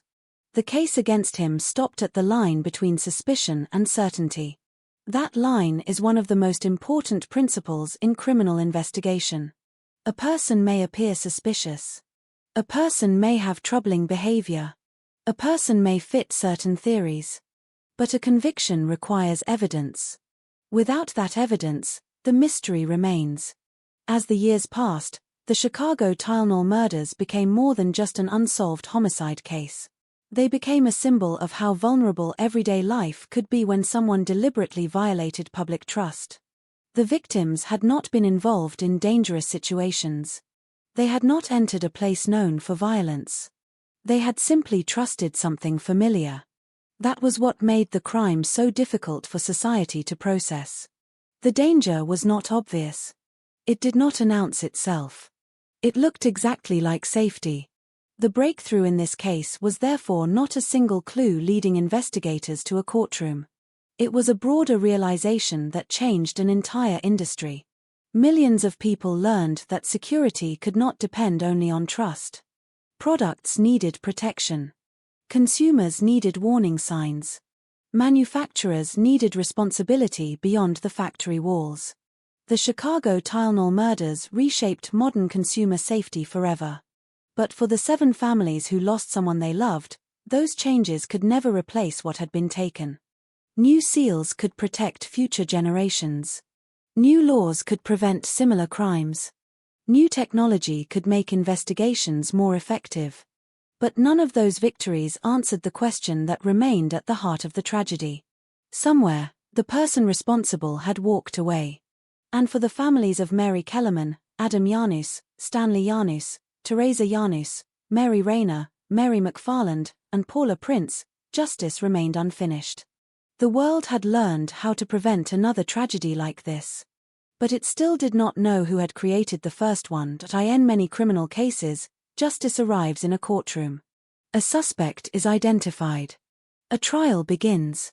Evidence is presented before a jury. A verdict is announced. Families finally hear the words they have waited for: guilty or not guilty. But the Chicago Tylenol murders followed a different path. There was an investigation.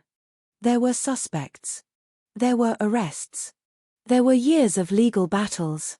Yet the courtroom never became the place where the full truth of the tragedy was revealed. For the families of the victims, this was perhaps the most painful reality of all. The deaths were real. The suffering was real. The evidence proved that someone had deliberately committed murder. But the person responsible was never convicted for those murders. The most significant legal chapter of the case centered around James W. Lewis. When Lewis sent a letter to Johnson & Johnson demanding $1 million and implying that more deaths could occur, investigators immediately recognized the seriousness of the threat. To law enforcement, the letter represented more than an attempt at financial gain. It suggested that someone might be trying to exploit public fear created by the poisonings. Lewis quickly became one of the most closely examined individuals connected to the case. Investigators studied his background. They examined his finances. They reviewed his movements. They analyzed his writings. They searched for any connection between him and the poisoned Tylenol bottles. The public reaction was intense. Many people assumed that the person who sent the threatening letter must also be the person who poisoned the capsules. The connection seemed obvious. But criminal investigations cannot rely on assumptions. They require evidence. And evidence was the problem. Authorities could prove that Lewis attempted to extort money from Johnson & Johnson. They could prove that he sent the threatening communication. But they could not prove beyond a reasonable doubt that he had physically altered the Tylenol capsules or placed them on store shelves. The difference between those two accusations was enormous. One was a proven crime. The other remained an unanswered suspicion. In 1983, Lewis was convicted of extortion and sentenced to prison. But the verdict did not bring closure to the families. The courtroom had addressed one crime. It had not solved the murders. For relatives who had lost loved ones, the outcome carried a painful contradiction.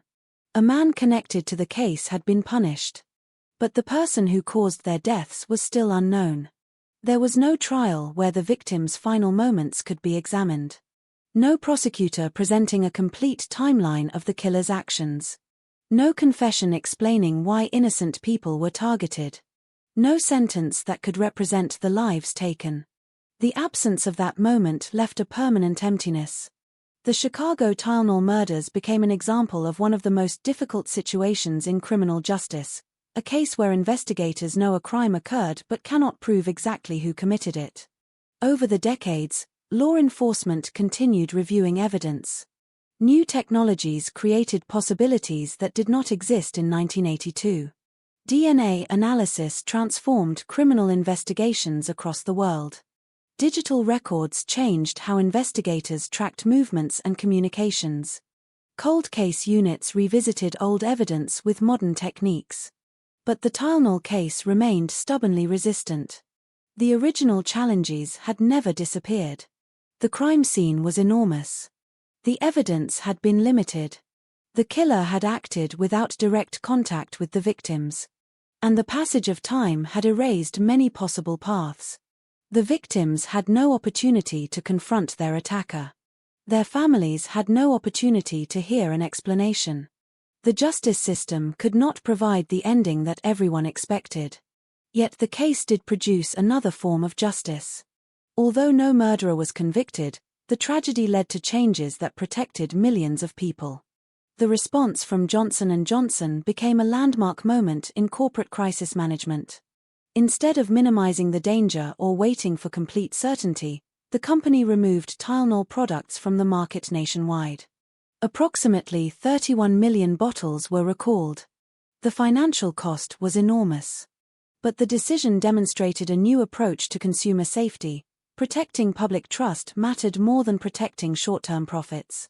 The pharmaceutical industry changed after the murders. Manufacturers introduced stronger safety measures.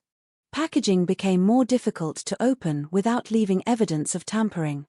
Consumers gained new protections that are now considered normal. A bottle cap that clicks when opened. A sealed layer beneath the lid. Plastic wrapping around packaging. Warnings designed to tell customers when something may have been altered. Today, these features are so familiar that many people barely notice them.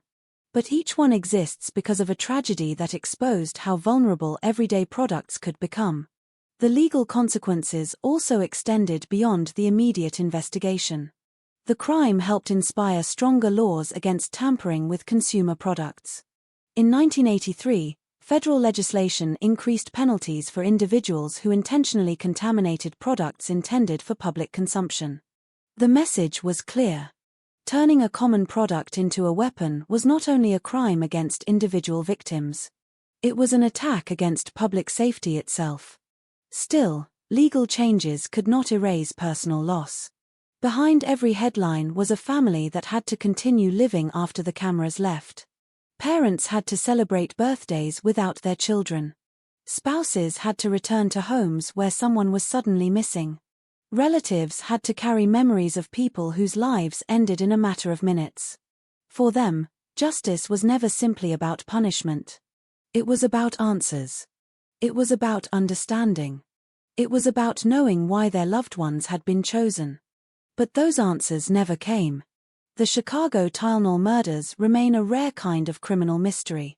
A case where investigators uncovered the method. A case where they understood the weapon. A case where they knew the victims. Yet the final piece, the identity of the killer, remained beyond reach. The courtroom delivered one conviction. The nation gained new safety protections. But the central question of the case survived. Who was the person who opened those bottles, changed those capsules, and placed them back into the world? More than 40 years later, that question remains unanswered. And for the families who lost 7 innocent people in the fall of 1982, justice remains incomplete not because the world forgot what happened, but because the person responsible was never forced to face the consequences of what they had done. More than 4 decades have passed since the autumn of 1982, yet the Chicago Tylenol murders remain one of the most unsettling criminal mysteries in American history. Time has changed almost everything about the world that existed when the poisonings occurred. The technology people carry in their pockets today would have seemed impossible in 1982. The way people communicate, shop, travel, and consume information has been transformed completely. Security systems have become more advanced. Forensic science has evolved. Investigators now have tools that previous generations could only imagine. But one thing has not changed. The question at the center of the case remains unanswered. Who poisoned the Tylenol capsules? Who decided that ordinary people would become victims? And why? The lack of answers is what keeps the case alive. Many crimes eventually reach a conclusion. The suspect is identified. The evidence is presented. The public learns the full story. The Chicago Tylenol murders never reached that final chapter. Instead, the case exists in a space between certainty and mystery. Investigators know what happened. They know that 7 people died because someone deliberately placed potassium cyanide inside extra-strength Tylenol capsules. They know the poisonings were not accidents. They know the killer exploited a weakness in product packaging that allowed contaminated bottles to return to store shelves. But they do not know the identity of the person responsible. For the families of the victims, that uncertainty represents a pain that time cannot fully remove. A criminal case is not only about evidence and legal outcomes. It is also about human lives. Behind every report, every investigation file, and every news headline were people who had dreams, relationships, and futures. Mary Kellerman was not simply the first name connected to the tragedy. She was a 12-year-old girl with a childhood still unfolding. She represented all the experiences that would never happen, future birthdays, future friendships, future moments with her family. Adam Janus was not simply another victim in a historical case. He was a son, a brother, and a person with responsibilities, memories, and plans. Stanley and Teresa Janus were not statistics in an investigation report. They were family members whose absence changed the lives of everyone who loved them. Mary Rayner, Mary McFarland, and Paula Prince each carried their own stories before their names became linked forever to a crime they had no connection to.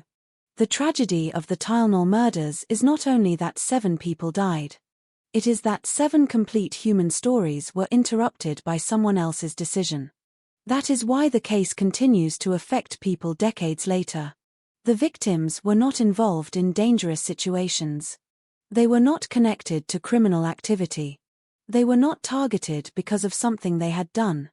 They were ordinary people who trusted something ordinary. And that trust became the weapon used against them. Perhaps the greatest legacy of the case is the way it changed the relationship between consumers and the products they buy. Before 1982, many people believed safety was invisible. If a product came from a respected company, it was assumed to be safe. If a bottle looked normal, it was assumed to be untouched. The Tylenol murders destroyed that assumption. Suddenly, people began examining packages differently. A missing seal was no longer a small inconvenience. A damaged box was no longer just poor presentation. Consumers learned that protection had to be visible. The pharmaceutical industry responded with dramatic changes. Manufacturers introduced tamper-evident packaging designed to show whether someone had interfered with a product. Bottles gained additional layers of protection. Packaging became more complex. Safety became part of the design process rather than an afterthought. The changes extended beyond medicine. Food products, household goods, and other consumer items adopted stronger protections. The basic idea was simple. People should be able to know whether something they purchase has been opened or altered. That expectation, which feels normal today, was shaped by tragedy. The case also changed how companies respond during public crises. Johnson & Johnson's decision to recall millions of bottles of Tylenol became a landmark example of prioritizing consumer safety. The company accepted enormous financial losses in order to remove potential danger from the public. The recall cost more than money. It represented a fundamental shift in corporate responsibility. A company could no longer think only about production and sales. It also had to think about public trust. The Chicago Tylenol murders became a lesson studied by businesses, investigators, and crisis management experts around the world. But even with these changes, one uncomfortable truth remains. The improvements that came from the tragedy cannot be considered a happy ending. They are a response to loss. Every safety feature added afterward exists because 7 people never made it home. Every sealed bottle on a store shelf carries a silent reminder of what happened. The case also remains a warning about the nature of fear itself. The killer did not simply take 7 lives. The killer damaged something much larger: trust. For a period of time, millions of Americans questioned products they had relied on for years. A simple action, taking medicine for pain or illness, became connected with danger. The psychological impact was enormous because the crime attacked something people rarely question: the safety of everyday life. Most people understand that danger exists in the world. But people also need places where they feel protected. Home, family, routine, familiar objects. The Tylenol murders invaded one of those spaces. They transformed comfort into uncertainty. And perhaps that is why the case remains so haunting. The weapon was not something hidden in a dark alley. It was something sitting openly in kitchens, bathrooms, and bedrooms across America. It looked harmless. It looked familiar. It looked exactly like every other bottle. Over the years, many investigators, journalists, and researchers have attempted to uncover the truth. New theories have emerged. Old evidence has been reconsidered. The possibility of solving the case has never completely disappeared. Cold cases sometimes remain unsolved for decades before a single discovery changes everything. A forgotten piece of evidence. A new scientific technique. A person finally willing to speak. For the families and investigators connected to the Chicago Tylenol murders, that possibility remains the reason the case has never truly been closed. Because somewhere in the history of those days, there is still a missing piece. A name. A motive. A final explanation. Until that piece is found, the story remains unfinished. The Chicago Tylenol murders are remembered not only as a story of death, but also as a story of change. A tragedy that forced an entire nation to reconsider safety. A crime that transformed packaging forever. A case that showed how vulnerable ordinary life could become when someone chooses to exploit public trust. But above all, it is a story about 7 people whose lives mattered long before their names appeared in newspapers. They were not symbols. They were not simply victims in an unsolved mystery. They were parents, siblings, friends, and loved ones. The most important way to remember the Chicago Tylenol murders is not by focusing only on the unknown person who caused the tragedy. It is by remembering the people who were lost.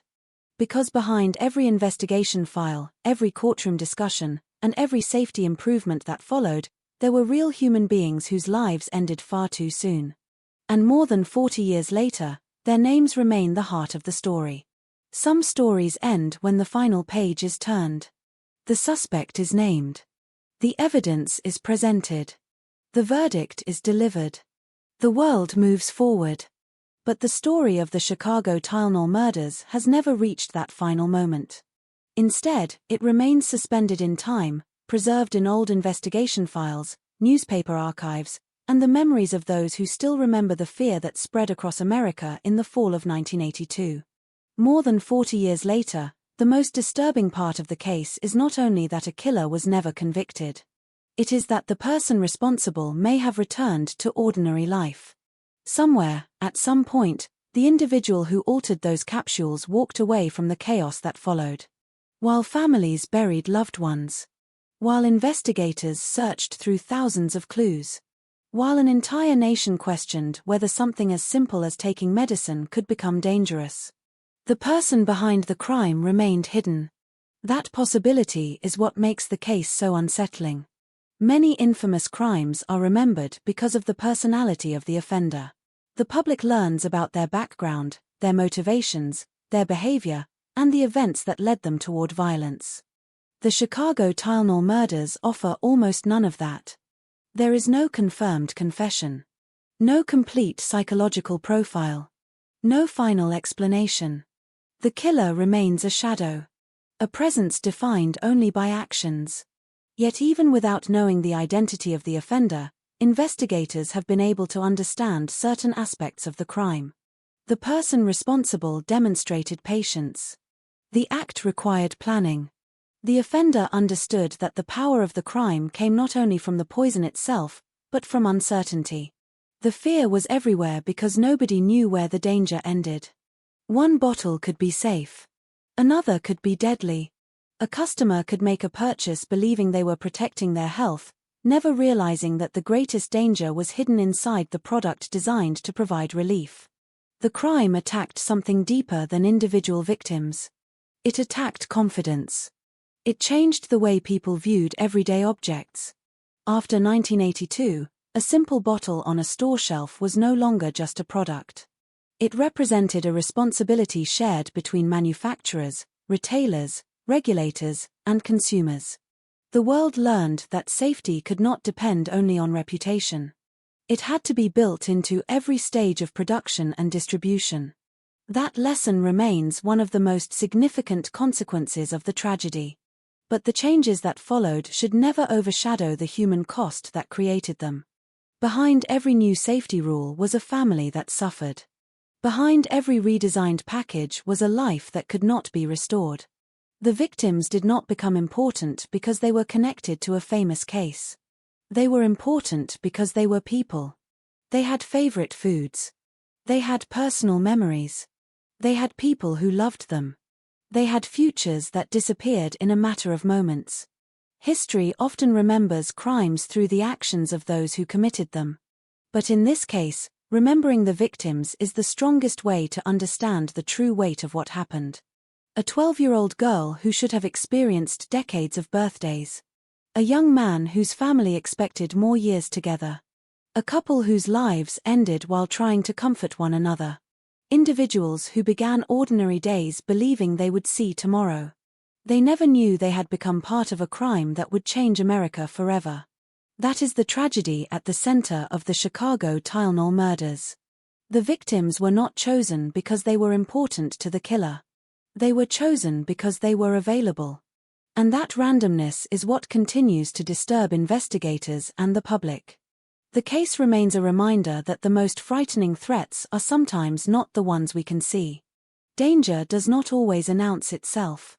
Sometimes it hides behind familiarity. Sometimes it appears in the places where people feel safest. And sometimes the search for justice continues long after the headlines disappear. The Chicago Tylenol murders remain open in the eyes of many investigators because unresolved cases are not forgotten cases. Every unanswered question represents a possibility. A new witness. A new piece of evidence. A new scientific method capable of revealing what was hidden decades ago. Cold cases have been solved after many years, sometimes after investigators believed every possible path had already been explored. That possibility keeps the case alive. Not because people are fascinated by the mystery alone, but because justice remains important, even when time passes.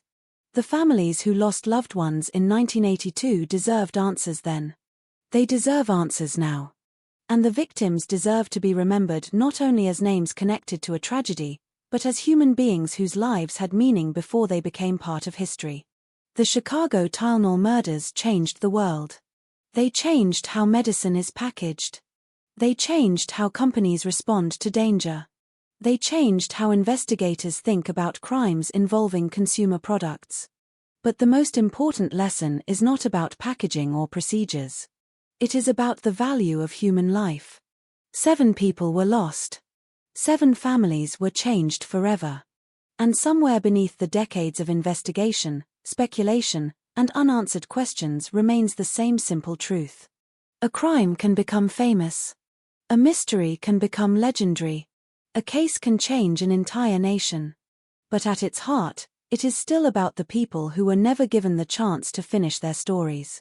In every unsolved case, investigators eventually face the same haunting question. Not only, what happened? But also, what kind of person could have done this?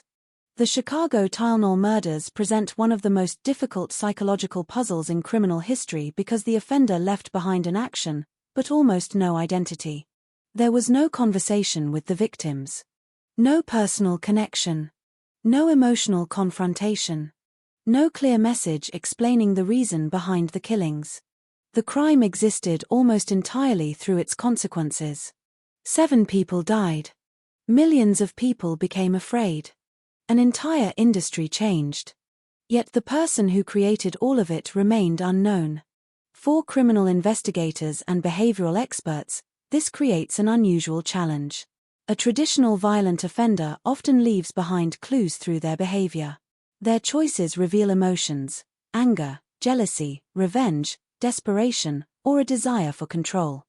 But the Tylenol killer operated differently. The victims were not personally selected. The offender did not appear to seek a direct relationship with them. Instead, the crime depended on distance. The killer never needed to see the victims. Never needed to speak to them. Never needed to confront their fear. That emotional separation is one of the most disturbing characteristics of the case. Some investigators have suggested that the offender may have been motivated by a desire for power and attention. A person who cannot control others directly may attempt to create fear on a much larger scale. By altering a common household product, the killer transformed an ordinary object into a source of national anxiety. The impact extended far beyond the 7 deaths. Millions of people questioned whether they could trust something sitting inside their own homes. That level of fear may have been part of the appeal for someone seeking recognition or influence. However, other possibilities remain. The crime could also have involved someone seeking revenge, although no clear target was ever identified. If revenge was the motive, the choice of victims raises difficult questions. The people who died had no obvious connection to Johnson & Johnson, the pharmaceutical industry, or one another. The offender did not strike at a specific individual. Instead, innocent strangers became the victims. Another possibility considered by investigators was that the killer wanted financial gain. The later extortion attempt by James W. Lewis brought this theory into public attention. A person who threatens a company during a national crisis may be attempting to exploit fear for money. But financial motivation alone does not fully explain the crime. The act itself required a level of planning that went beyond a simple attempt at extortion. The killer had to obtain the poison. The killer had to alter the capsules. The killer had to place the bottles where they could be purchased. Every step involved risk. Every step created the possibility of being seen. Yet the offender succeeded in remaining anonymous. That ability suggests someone who either understood how to avoid attention or benefited from the randomness of the crime. One of the most fascinating aspects of the case is the contrast between complexity and simplicity. The idea behind the crime was terrifyingly simple. Take something trusted. Change it. Return it to the public. But carrying out that plan required patience and awareness of human behavior. The offender understood that people do not carefully inspect every product they purchase. They recognize brands. They rely on routines. They trust familiar packaging. The killer turned that trust into the mechanism of the crime.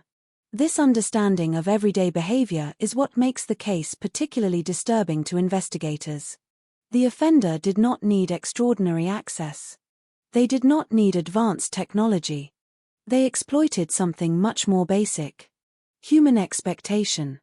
People expect medicine to heal. They expect store shelves to be safe. They expect ordinary objects to remain ordinary. The crime succeeded because those assumptions existed. Over the years, many theories have attempted to identify the personality behind the murders.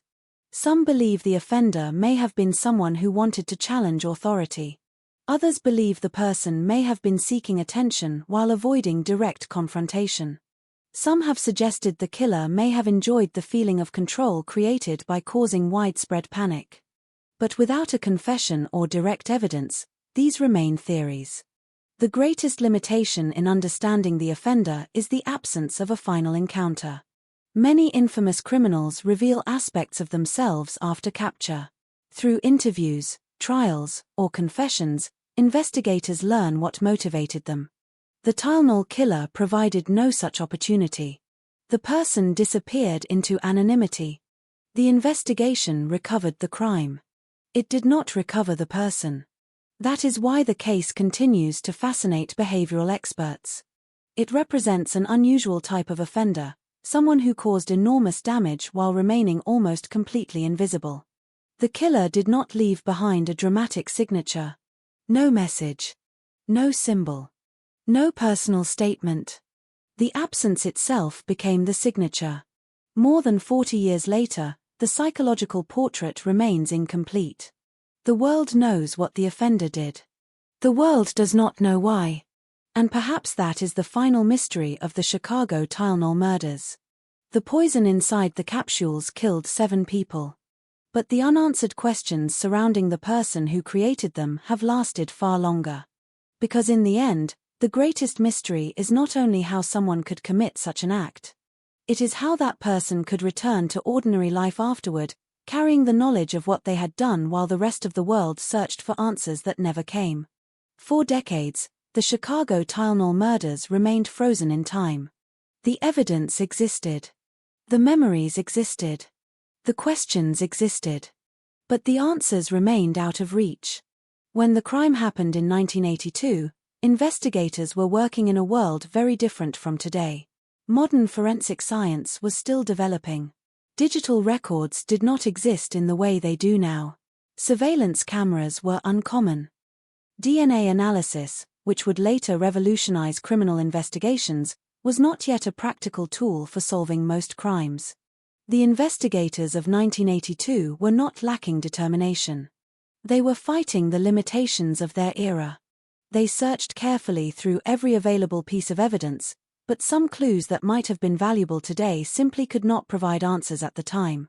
The passage of decades has changed criminal investigations dramatically.